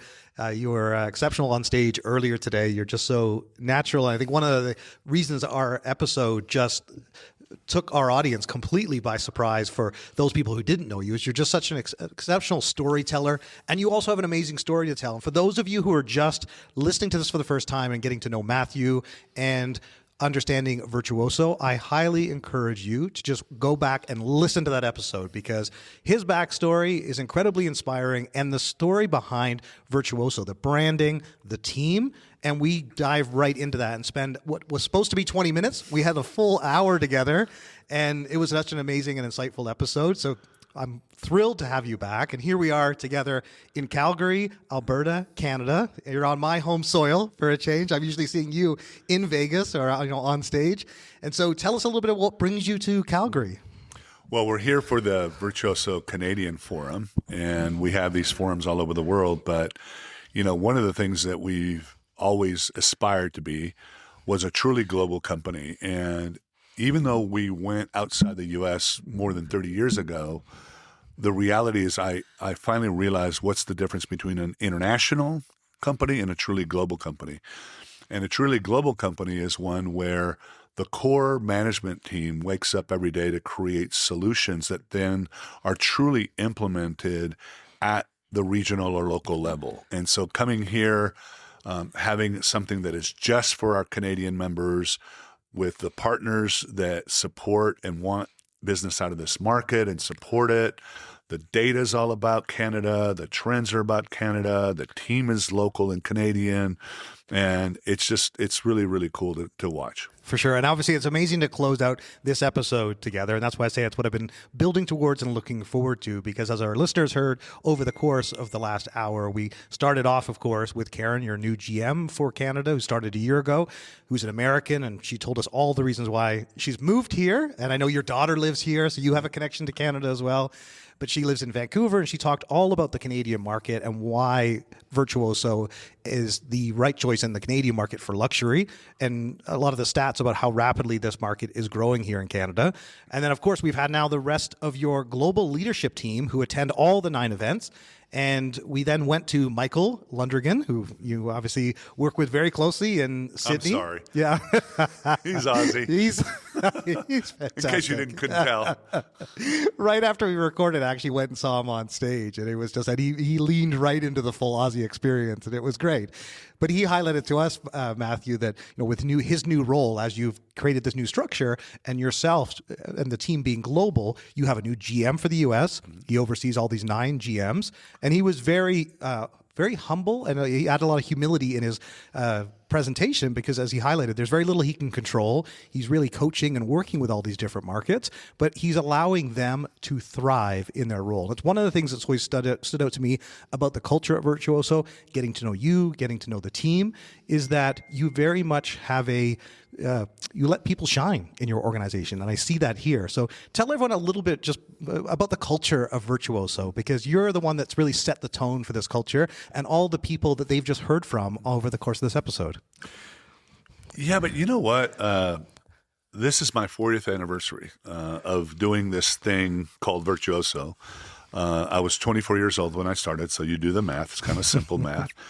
But I'll answer that by saying that my life was changed when I met the original founders of the original co-op that was started in 1950. We talked about it in the last podcast. But that culture was really set by them. I mean, what I loved about them was that not only were they amazing professionals and artisans and whatever, but I love the culture of coming together to do something. It's always been my favorite definition of leadership, the ability to get people to set aside some reasonable amount of self-interest in order to do something together you couldn't do alone.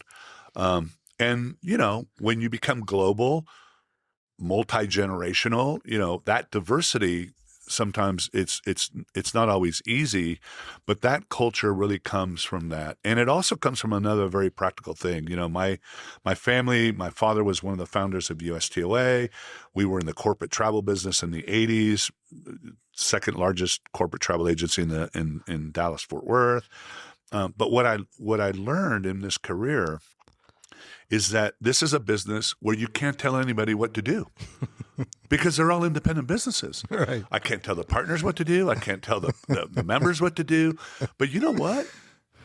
When I look back on 40 years, it's actually a pretty cool way of doing business because it forces you to always think, well, why the heck would they want to do it, right? Since I can't force them to do it. Yeah. And so that whole idea of like, you know, how we shine together and what we do and what our role as leadership is supposed to be, it's to unlock value, to help people to come together, to be able to unlock value in the way in which they express their own unique. That's one of the reasons I love the word virtuoso, because it's like, you know, we provide paints and brushes and colors and canvases and all that, but the unique way in which every individual advisor, agency, partner, whatever, and the way they paint their own picture is what makes it artistry. Yeah, well, Michael certainly exemplified that on stage, because when he made that comment about he doesn't have much he can control, and he looked over at you and you laughed and he laughed, and it was this, you know, it was nice to see this dynamic of a team that works together, that kind of all in this together, and it wasn't this kind of this central leadership boss kind of mentality. All of a sudden, he's shivering on stage because he's looking over at his boss. He was actually it was a really nice moment of humor, but it highlighted to me the culture and the environment of being here, and I just wanted to share that because I only just met Michael, so that was a first time for me. The two other people that our listeners have just heard from, obviously dear friends and colleagues of yours, Jennifer Campbell, who runs all of your global events. That was great to finally speak to her for the very first time. I've seen her on stage, and she's amazing at Virtuoso Travel Week on stage. And she also, like you, is a great storyteller. She has a lovely accent as well. So like it was really nice to be able to hear her voice and spend more time with her here. And then David Kolner, who is like, you know, one of the big standouts every time on stage. He's hilarious. I loved his whole repertoire about his teenage kids and all the lingo that he now knows. And so he's obviously just told us about the trends. But what I'd love to come back to with you being here, Matthew, because it is a special privilege and an honor for everybody that's here that you're at this particular event. This is the one main Canadian event out of 9 they're running here that you're coming to. Mm-hmm. And knowing that Canada holds a special place in your heart as well, tell us a little bit about the Canadian market from your vantage point, like why the Canadian market is important to Virtuoso, and what are some of the things that you're seeing in this market that made you want to be a part of this? Well, first of all, I mean, I love these forums because, first of all, when you go to Virtuoso Travel Week, it seems like we're huge. When I go to all these forums around the world, you actually come to realize just how small we are. I mean, remember this, we're actually less than 600 what we call parent members, right? So they have branches and all this. That's still a relatively small. What I'm very proud of is their engagement. So the reason I love here, first of all, Canada, I love the fact that by having the Canada Forum, we allow our Canadian, the forums are around agency management and ownership, and it's about sharing best practices, ideas, thought leadership, but that is very focused on this particular on Canada itself. And I think that one of the reasons that I really like the Canadian Forum, I think the Canadian luxury traveler is a bit of a bellwether to where in the US and in a couple of other places the luxury travel is going. And that you heard a lot today about the Canadian traveler being more about, it's not the size of your suite, it's how you make me feel. There's kind of a humility to it. There's a authenticity to it. And actually, when you look at some of the research about how luxury is changing, I think Canadian luxury travelers are kind of a bellwether and kind of a precursor to that much more sophisticated, less glitzy, more meaningful, more connected type of luxury travel that we're seeing evolve in all markets. Yeah, I love hearing that, especially from your vantage point, because clearly being based here, I have a special affinity for the Canadian market, but my role has always been global and similar to yours. Obviously, we worked together for a number of years when I was at the Travel Corporation and even G Adventures, all these companies that are part of the Virtuoso ecosystem, and always having a global perspective, which is unique. And Michael was highlighting that, the importance of diversifying, especially for partners being across markets, but trying to identify opportunities within a market and figuring out what of those you can apply to other regions. So seeing what's happening in Canada, and the numbers certainly were astounding. And Karen, for sure, highlighted a number of important points. A couple of the obvious you just underscored there, but the idea that one of the things that she shared that stood out for me that I also really enjoyed is that along this line of Canadian humility, one of the things that we don't do or that we're less likely to do is kind of show off our travels, that we're actually genuinely looking for that deeper meaning. And I had shared with her that I had an aunt and uncle that are in Atlanta that are wealthy, and they sent a postcard around at Christmas time. That it was their grand trips with their grandkids. It was a grand year, and it was like very self-indulgent. And I was like, that's what's happening today with multi-generational travel. But I was like, that's from our American aunt and uncle. The Canadians would not have sent that exact same postcard, right? Yeah. But nevertheless, the Canadian postcard would have said, sorry, we took a grand trip with our grandkids, and sorry again. Oh, that's so true. That's so true. Well, let's look at the global perspective now, because this is where having this time together is so valuable to get an understanding of what else is happening around the world. You guys are on your world tour at the moment. You've had the US Forum, you're here in Canada, and then it continues. Tell us a little bit about the other forums and how you are approaching them based on kind of what you'll learn here in Canada. Yeah. And then as your leadership team travels around, how do these forums fit together as part of the overall global strategy for Virtuoso? Yeah. Well, we have, the way we talk about it inside of Virtuoso is we say that we strive to be globally consistent but regionally relevant. And what that does is that what are those things that really define who Virtuoso is that ought to be consistent around the world? And it's interesting because I've been doing this long enough. I remember when we went to Europe and whatever, oh, Matthew, don't bother, everything's here. Greater China, where everybody, oh my God, it's hyper competitive in Greater China.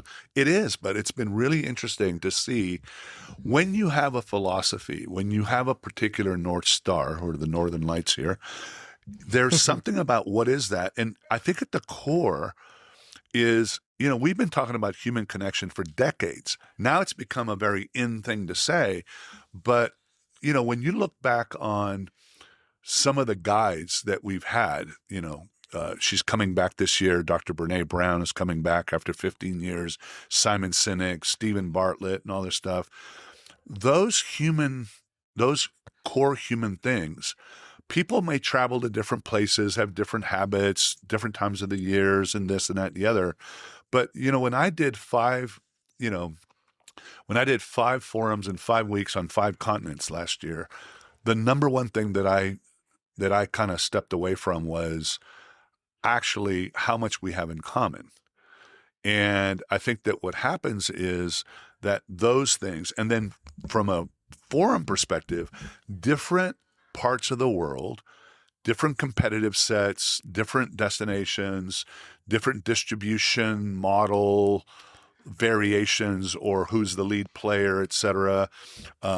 For example, to give you a real specific example, one of the biggest challenges in the Middle East and in Asia is that in most of our Western countries, right, and even in Latin America, the advisor has a very personal one-to-one, actually talking to the traveler. In some cultures like the Middle East and in Asia, some of these very wealthy people, the advisor hasn't gotten there. So you get lost in translation because of the assistants, the whatever, and the advisor never actually gets to speak to the actual traveler. Now that's starting to change with some of the younger generations, right? But that's a real example of that. So when we go around the world, the way these forums change is what's happening here. So for example, I've been using this example for a while. You're not going to talk about the evolution of landline telephony when you go to Kenya, because Kenya never had a lot of landlines, but they skipped landlines and went straight to mobile phones. And in fact, a lot of Americans and Canadians don't realize, Kenyans in the slums in Nairobi were already making phone payments on their mobile phones long before we ever got Apple Pay or Google Pay or whatever. They were doing it 10 years before we did. So you've got to adapt to where is that market? What are the parameters there? But then what we're also here to do is help shape, hey, this is what we're learning around the world. And this is how you can expect, and this is the evolution of, how did you get a bunch of lawyers to become travel advisors, right? What wording, what are the systems, et cetera. So, and that's one of the, when I first met with, I'll never forget the day when I first met with a group of about 20 some odd prospects for our first Middle Eastern members. The conversation started with, as you would expect, amenities and this, and what are the deals, and blah, blah, blah, and we already have this, we already have that, whatever. But by the end of a 2-hour conversation, we shifted the whole thing to say, yes, those are there. Those will always be, it's kind of like a whack-a-mole thing. But what really shaped that meeting was the ability to shorten the learning time of an organization that freely shares information. Because when you're in the human connection business, the reason that technology companies always use words of domination is because in tech forward and tech only, it's possible to be 90% of search, 80% of something. When you're in a human connection business, it's nearly impossible. So the best way to win is through smart collaboration.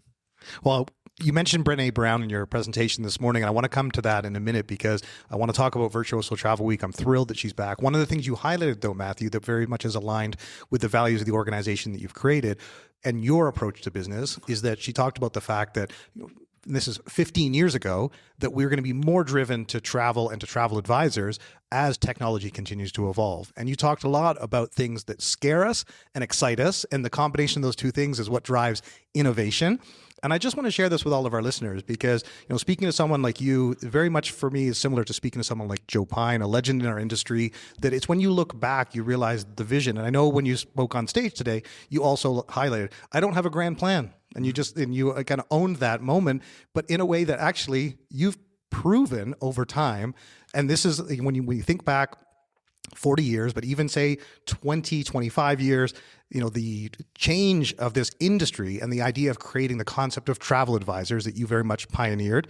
Even when other industries like banking was moving away from tellers, my mom was a teller, and she eventually became a financial advisor. And that became a career. And you highlighted the big ifs, the big what ifs. What if we scaled human connection to compete against other types of scale? What if travel advising became a respected, high-earning profession? What if people valued experiences over possessions? What if advising could stay meaningful in the face of all these exponential generational tech shifts? And here we are in 2026.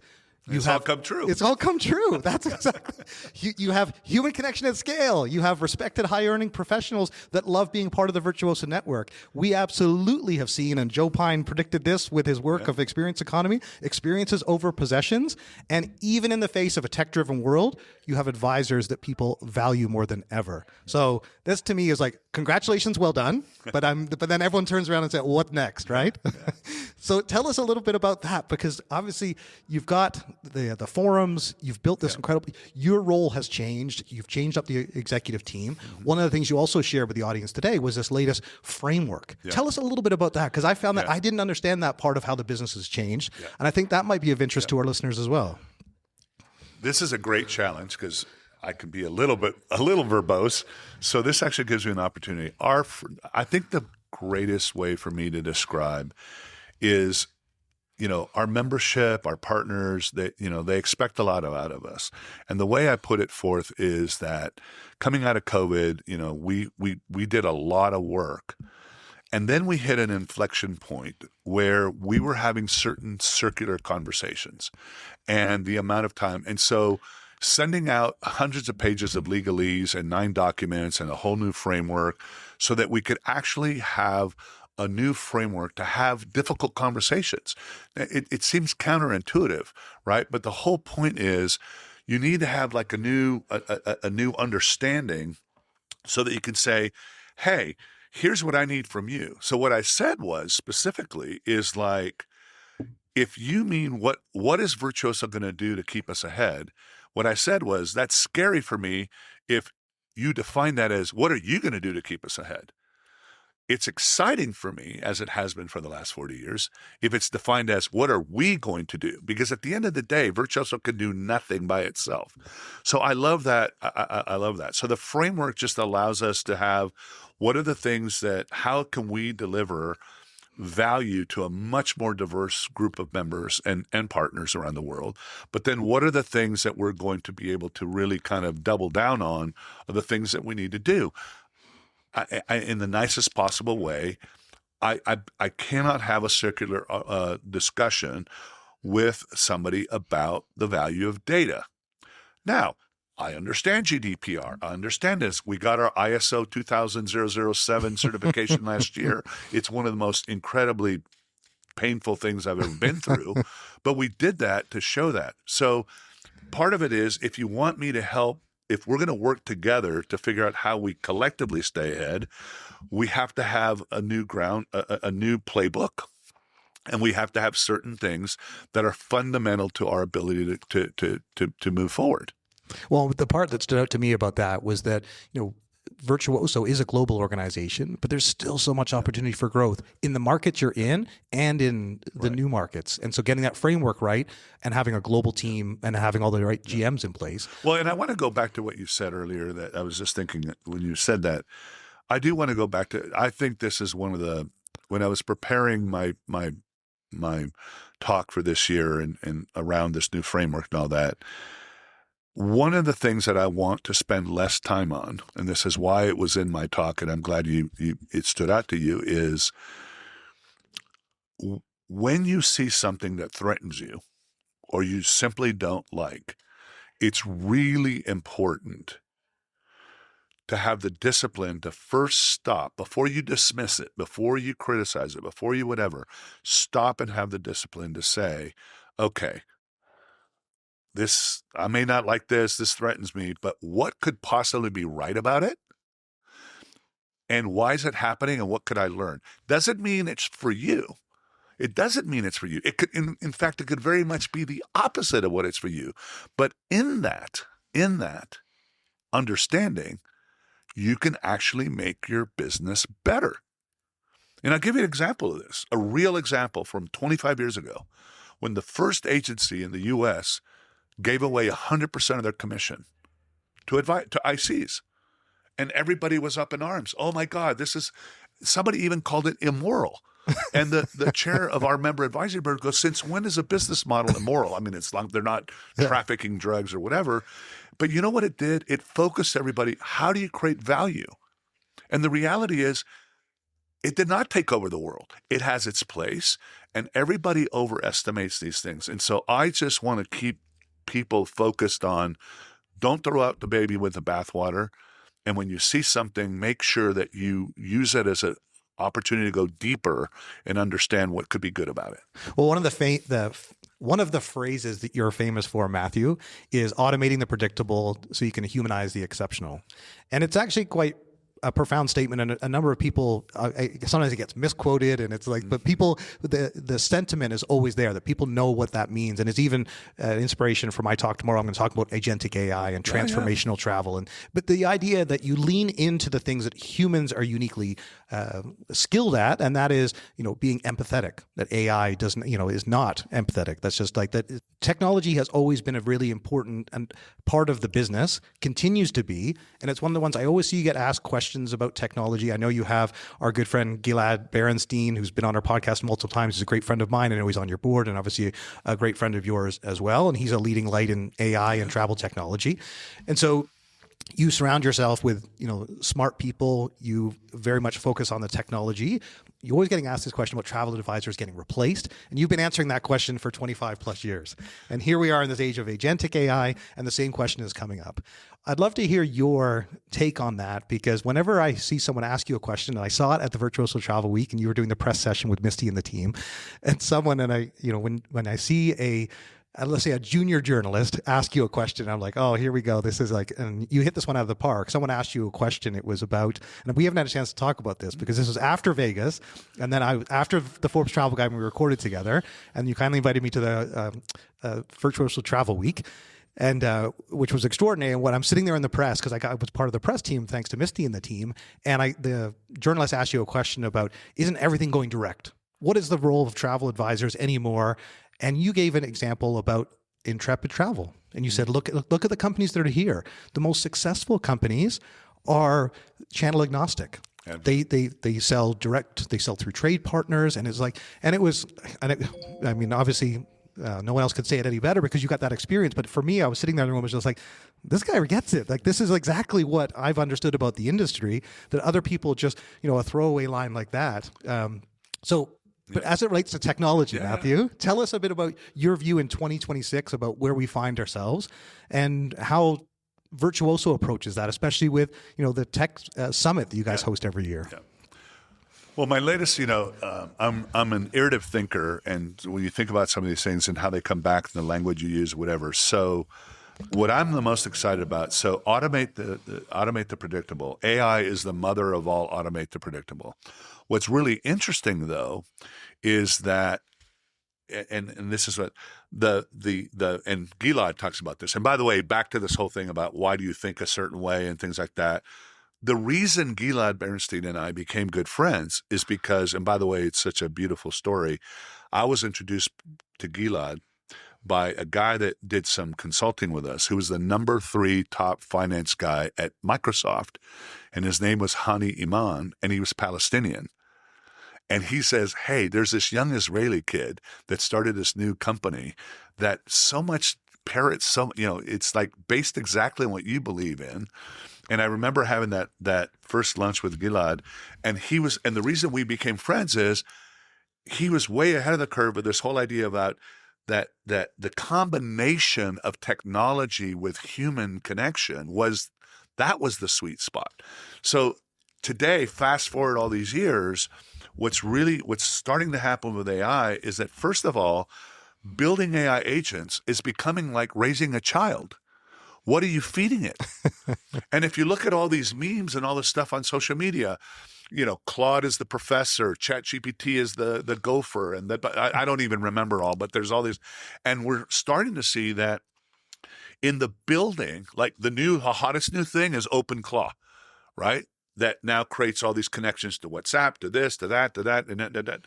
And what's so interesting is the half-life of having a tech competitive advantage is shrinking insanely fast. Absolutely. So every business that thinks they're going to have a badass competitive moat when it comes to technology, the half-life of that moat is getting shorter and shorter and shorter.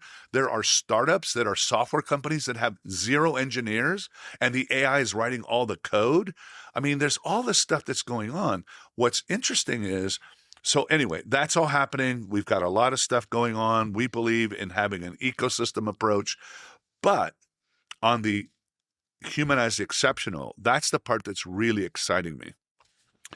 But the first thing I want to say about humanize the exceptional is that one of my things that's really come back to me now is just because something is simple doesn't mean it's easy. Like staying fit, like eating healthy, like whatever, because we're all humans. And so what's really interesting is when you think about Will Gadara, Unreasonable Hospitality, the highest score ever recorded at VTW. And why was Will? Because he was basically validating that hospitality. I've got a great memory, but I'm not a great memorizer, but I love Will's super simple description. We should never say that we're in service. We're in hospitality. Doesn't mean you run a hotel, because Will's definition of hospitality is service is that thing you do. Hospitality is how you make people feel doing that thing you do, which, by the way, that thing you do, fill in the blank. It could be a plumber. It could be a lawyer. It could be anything. We're emotional animals. And so what I'm really excited about is we're starting to go really deep into it's no longer a platitude. In Dubai 2 years ago, we already started doing research on how is AI going to change human behavior. What do we need to do? What are the things? So we're now really going to focus deeply into what does it mean to humanize exceptional. Yeah. And I think that's the competitive advantage. I mean, certainly you mentioned the word moat and startups talking about the fact that the moat I see, and I'll obviously be mentioning this in my keynote tomorrow, but again, a lot of my work is inspired by leaders in the space, including yourself. And one of the things that stood out to me when I look at great technology, but then great companies that really do customer service well and stay very close to the customer, really understand. And that was something that was really drilled into me from the Tolman family, for sure. Stanley Tolman in particular, was this idea of stay close to the customer. He used to tell this story about his grandfather coming and finding him when he first opened his restaurant, only having one customer on the main floor. He was standing upstairs feeling sorry for himself, looking out the window at a place across the street that was lined up around the corner. His dad came up to him and said, "What are you doing standing up here?" And he said, "I'm trying to figure out what the competition is doing." And he said, "Son, stop feeling sorry for yourself. Go downstairs, stand next to your customer. Tonight you'll have 2. Stand next to them. Tomorrow night you'll have 4, then you'll have 8. That's how you build a business. You take care of your customer." And so many things, and this is why I think it's such an important point, serve as a distraction. But now more than ever, and this is why markets got rattled in the last couple of weeks, and you're right about, especially with Claude, all of a sudden, any of these companies that have existed for the last 15 or 20 years, like Shopify and Salesforce and others that have built these technology platforms, well, it turns out you can make that on a weekend now with these tools. And so they don't have the competitive advantage and so markets have been rattled, but when it comes to the human connection, this is where we're so fortunate to be in the travel industry, because this is where people are seeking refuge now more than ever.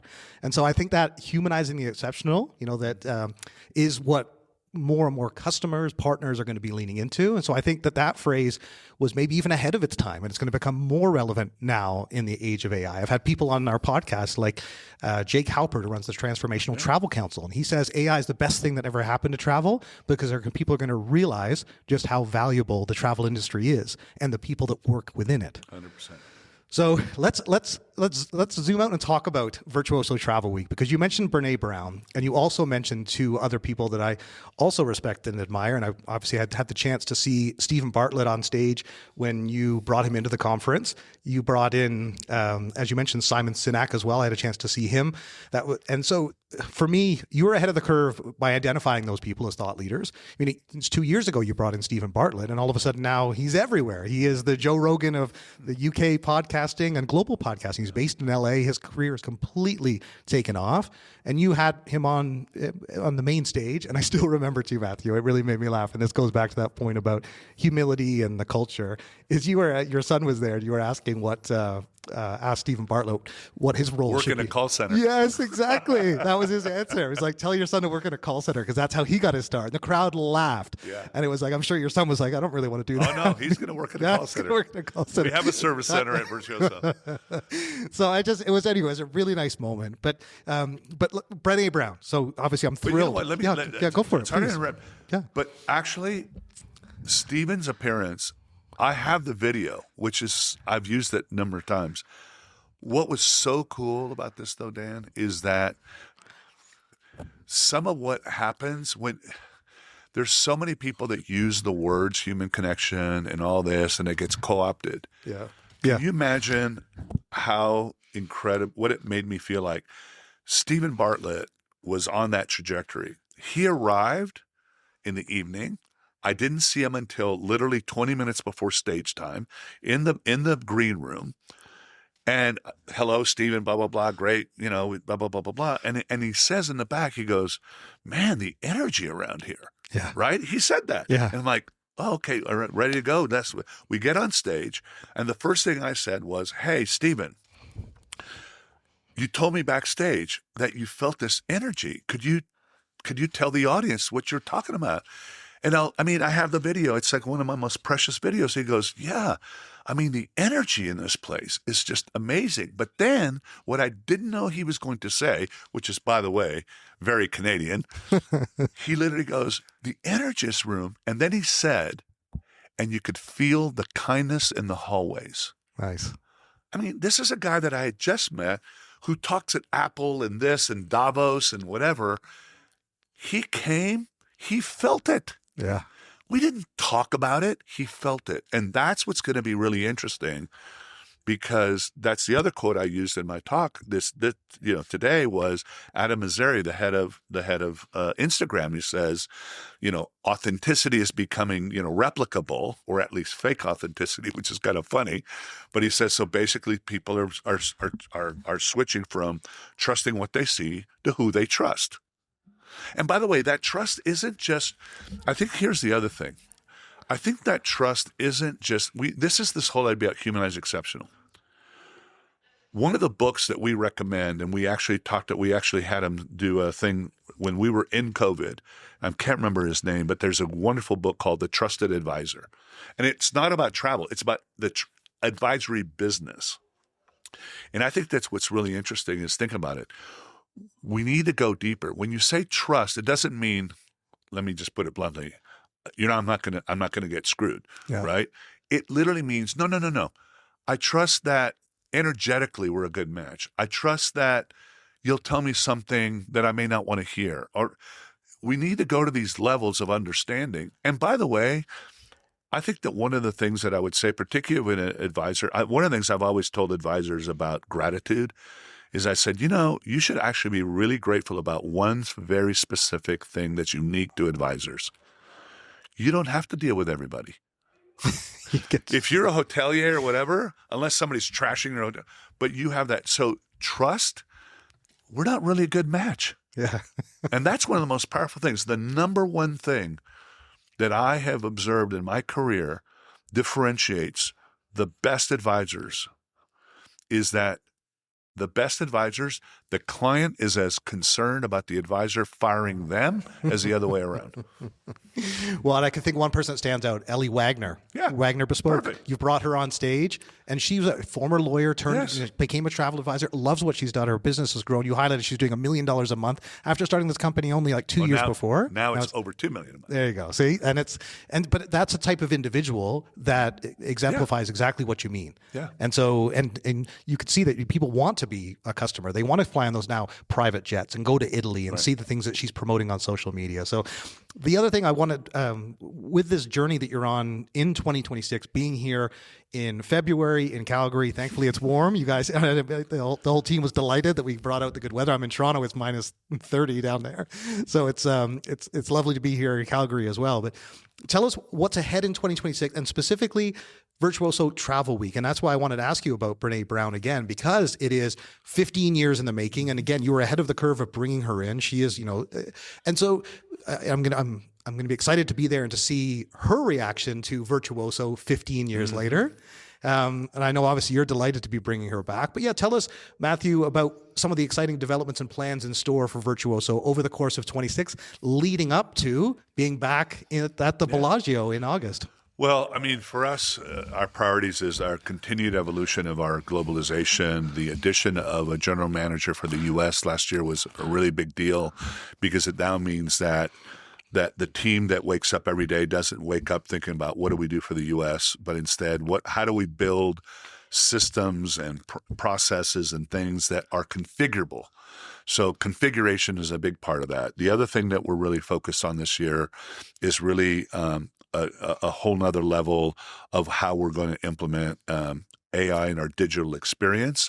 And we have a very different, Virtuoso, the nature of Virtuoso, we can't be a singular platform.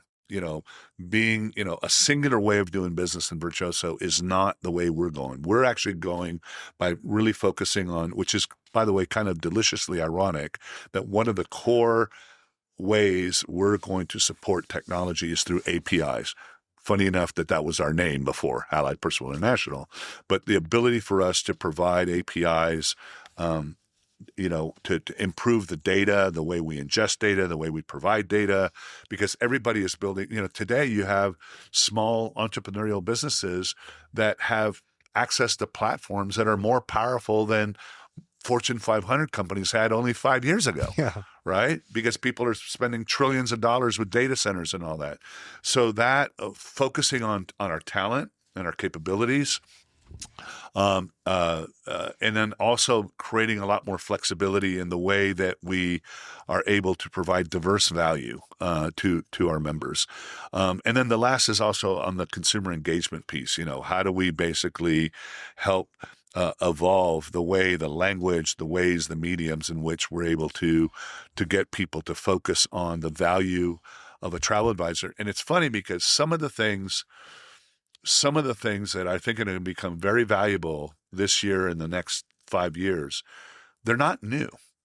They're actually things that some of our members and some people have already used, but it's like the right circumstances weren't there for it to scale at a level of importance that I think is now going to happen.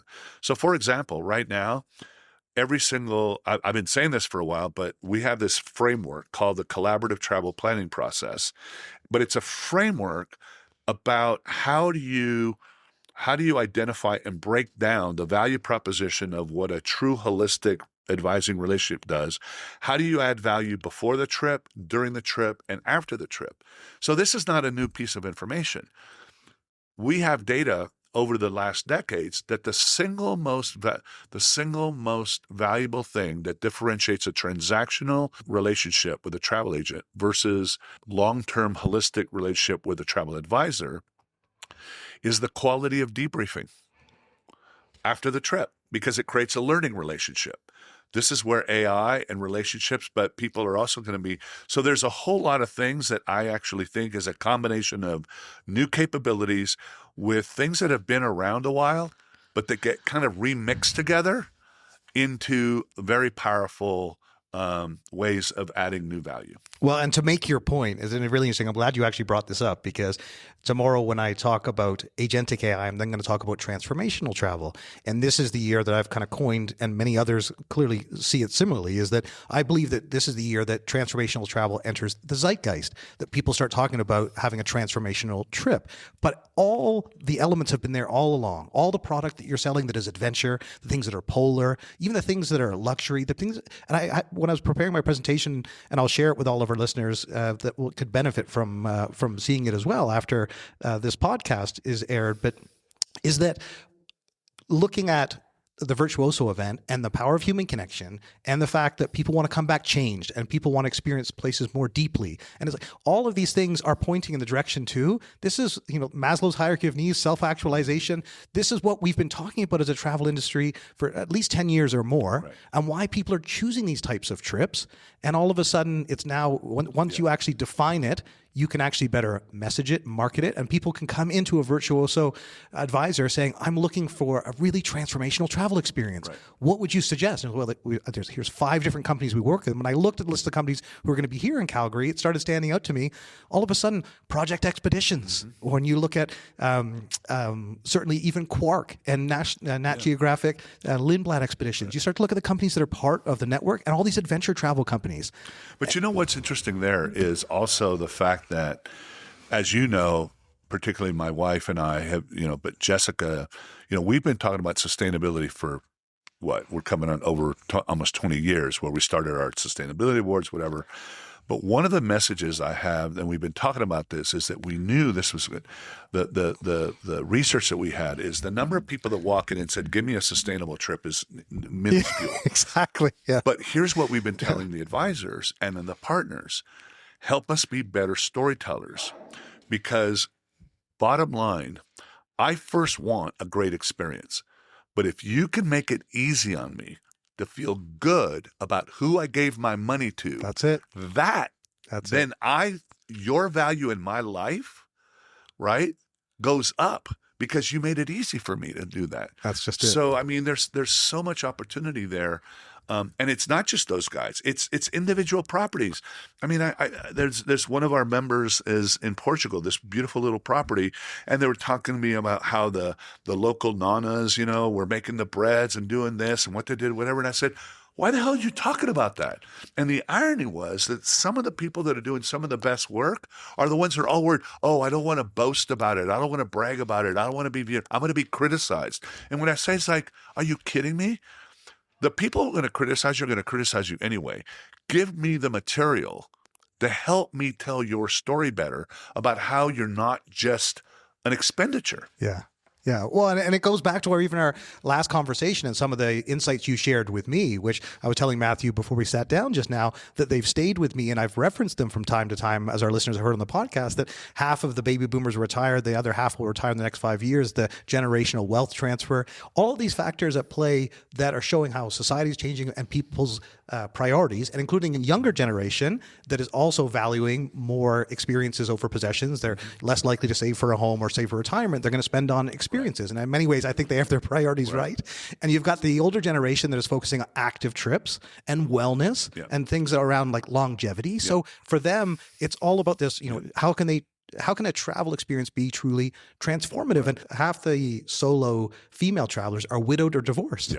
And so that is also like how our world is changing, customers are changing, and then these people that are turning up to the resort and what their expectations are. So you have been heading this way all along. I'm just excited that we're now able to have this conversation and actually, I realized I want to give you something that just came to me as you were saying this, though, is when you say what's up for Virtuoso, I ended my talk by saying I didn't start with a grand plan. And I don't have a grand plan now. What I do have is I'm doubling down on values. I'm doubling down on whatever. And I'm also doubling down on something I think is really important: quality over quantity. Because I think that's, and one of my big soapboxes right now and going into the future is how do you reward quality and not just quantity? Because what happens is if you just reward quantity, you distort the market, right? And then what happens? So that's a big one for me as we go forward. And that doesn't just mean that's quality. I had a Lindsay who used to work for Singita. I'll never forget this moment in my life. We were in Melbourne, and she comes up and says, "I'm mad at you because you can't fill up all my camps." And I'm like, "I'm doing my best. We do a pretty good job." She goes, "I'm just pulling your chain." She goes, "But I want to tell you that not 100%, that would be not true, but I have to tell you that we get reports back from our camps that the vast majority of the time, the clients that come to the Virtuoso advisors just appreciate who we are and what we do at a deeper level." And I think that's incredible. No, I completely agree. And one last question for you, Matthew, and we'll close off with this, because I saw the room react when you talked about what scares you and excites you, because those are real emotions. That's exactly the fight or flight, which is so innate for all of us. And so when you think about what scares you and excites you, and I'm not going to ask you what scares you and excites you, what I'm specifically keen to understand is that what makes you, like what, when you jump out of bed in the morning and you clearly love what you do, what are you most optimistic about travel in 2026 and beyond? What motivates you every day to keep getting better, doing, leading this organization? Because I keep seeing how you guys are evolving, changing, innovating. It's always dynamic. It's always exciting. And obviously you work relentlessly. You travel so much. What is it for you that keeps you so optimistic and enthusiastic? Well, I mean, I think for me, it's the whole idea of, I mean, what's always driven me is always trying to figure out where in those things that scare you, where's the opportunity? How can you do something together? What feeds me is being able to put together teams of great people and then an organization that basically comes together to solve things. And I it's funny, years ago, I did a talk and I said, actually, I don't think my shtick has changed since I ran for class president in the 8th grade, which was like, I will work my, off as long as we're in this together. And, a few years ago when I had a Lifetime Achievement Award, my family was there, whatever. And I've always said to my family and to my kids, I said, we don't just run a business. This is not a normal business. We are shepherding something that I was lucky enough to I was entrusted with, and we've been able to evolve it over time.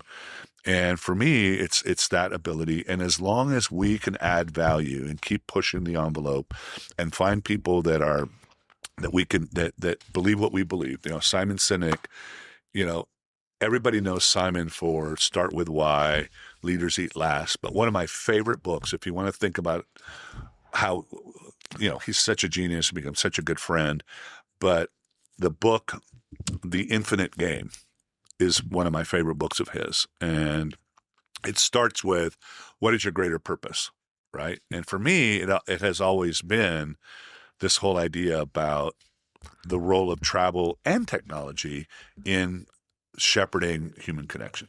That's fantastic, Matthew. Well, I know you listen to a lot of podcasts. I appreciate you making time for this. I was so looking forward to this conversation. And as always, it exceeded my expectations. I'm sure our listeners so thoroughly enjoyed it. So thank you for making the time. And obviously, I look forward to seeing you later this year. And congratulations on all the progress and success. Wonderful to have you here in Canada. And I look forward to seeing you over the course of the year. Thank you so much, Dan. Thanks again, Matthew. It was so great to sit down with you again and also have the opportunity to sit down with several of the global executive team members. Michael Londregan, who came all the way from Sydney, Australia to be here. He's the SVP of Global Partnerships, as you heard, giving us the global context of why he has come to this event. Jennifer Campbell, the SVP of Global Events, someone that I also greatly respect and admire as part of the Virtuoso network, given that I've been to a number of Virtuoso travel weeks that have been truly extraordinary. So it was great to speak to you and have the opportunity to sit down and record together. And then David Kolner, the Executive Vice President of Global Communications. It's fantastic to be able to meet you in person and get that time together over the last couple of days and record this. And of course, Karen Hardie, the GM for Canada. Thank you so much, Karen, Ryan, and the Virtuoso Canada team for bringing us in to record this event spotlight and for giving me the opportunity to give a keynote at this event, as well as the upcoming events in Toronto and Vancouver. So make sure that if you're listening to this and those events are still upcoming, that you register and plan to join us. And as Karen reminded me, all of the presentations, including my keynote, are available on the app. So definitely check that out for more details. If you're new to Virtuoso, you can find out more information at virtuoso.com. And for those of you who are going to be attending Virtuoso Travel Week in Las Vegas in August at the Bellagio, I look forward to seeing many of you again there at that event. And please make sure that you register to attend the Travel Tech Day the day before, put on by my good friends Gilad Berenstein and Barbara Joseph. Definitely don't miss that. I hope you enjoyed all these valuable conversations to highlight what's happening in the Canadian luxury travel market and Virtuoso's important role in this industry and in this market. It was fantastic for me to be here. Wonderful to catch up with so many friends and colleagues. Thanks again for this opportunity. Wishing you and the team all the best success in the year ahead. And don't forget, we do post clips and highlights on our social channels at Travel Trends Podcast on LinkedIn, YouTube, and Instagram. Thanks again for joining us. And until next episode, safe travels.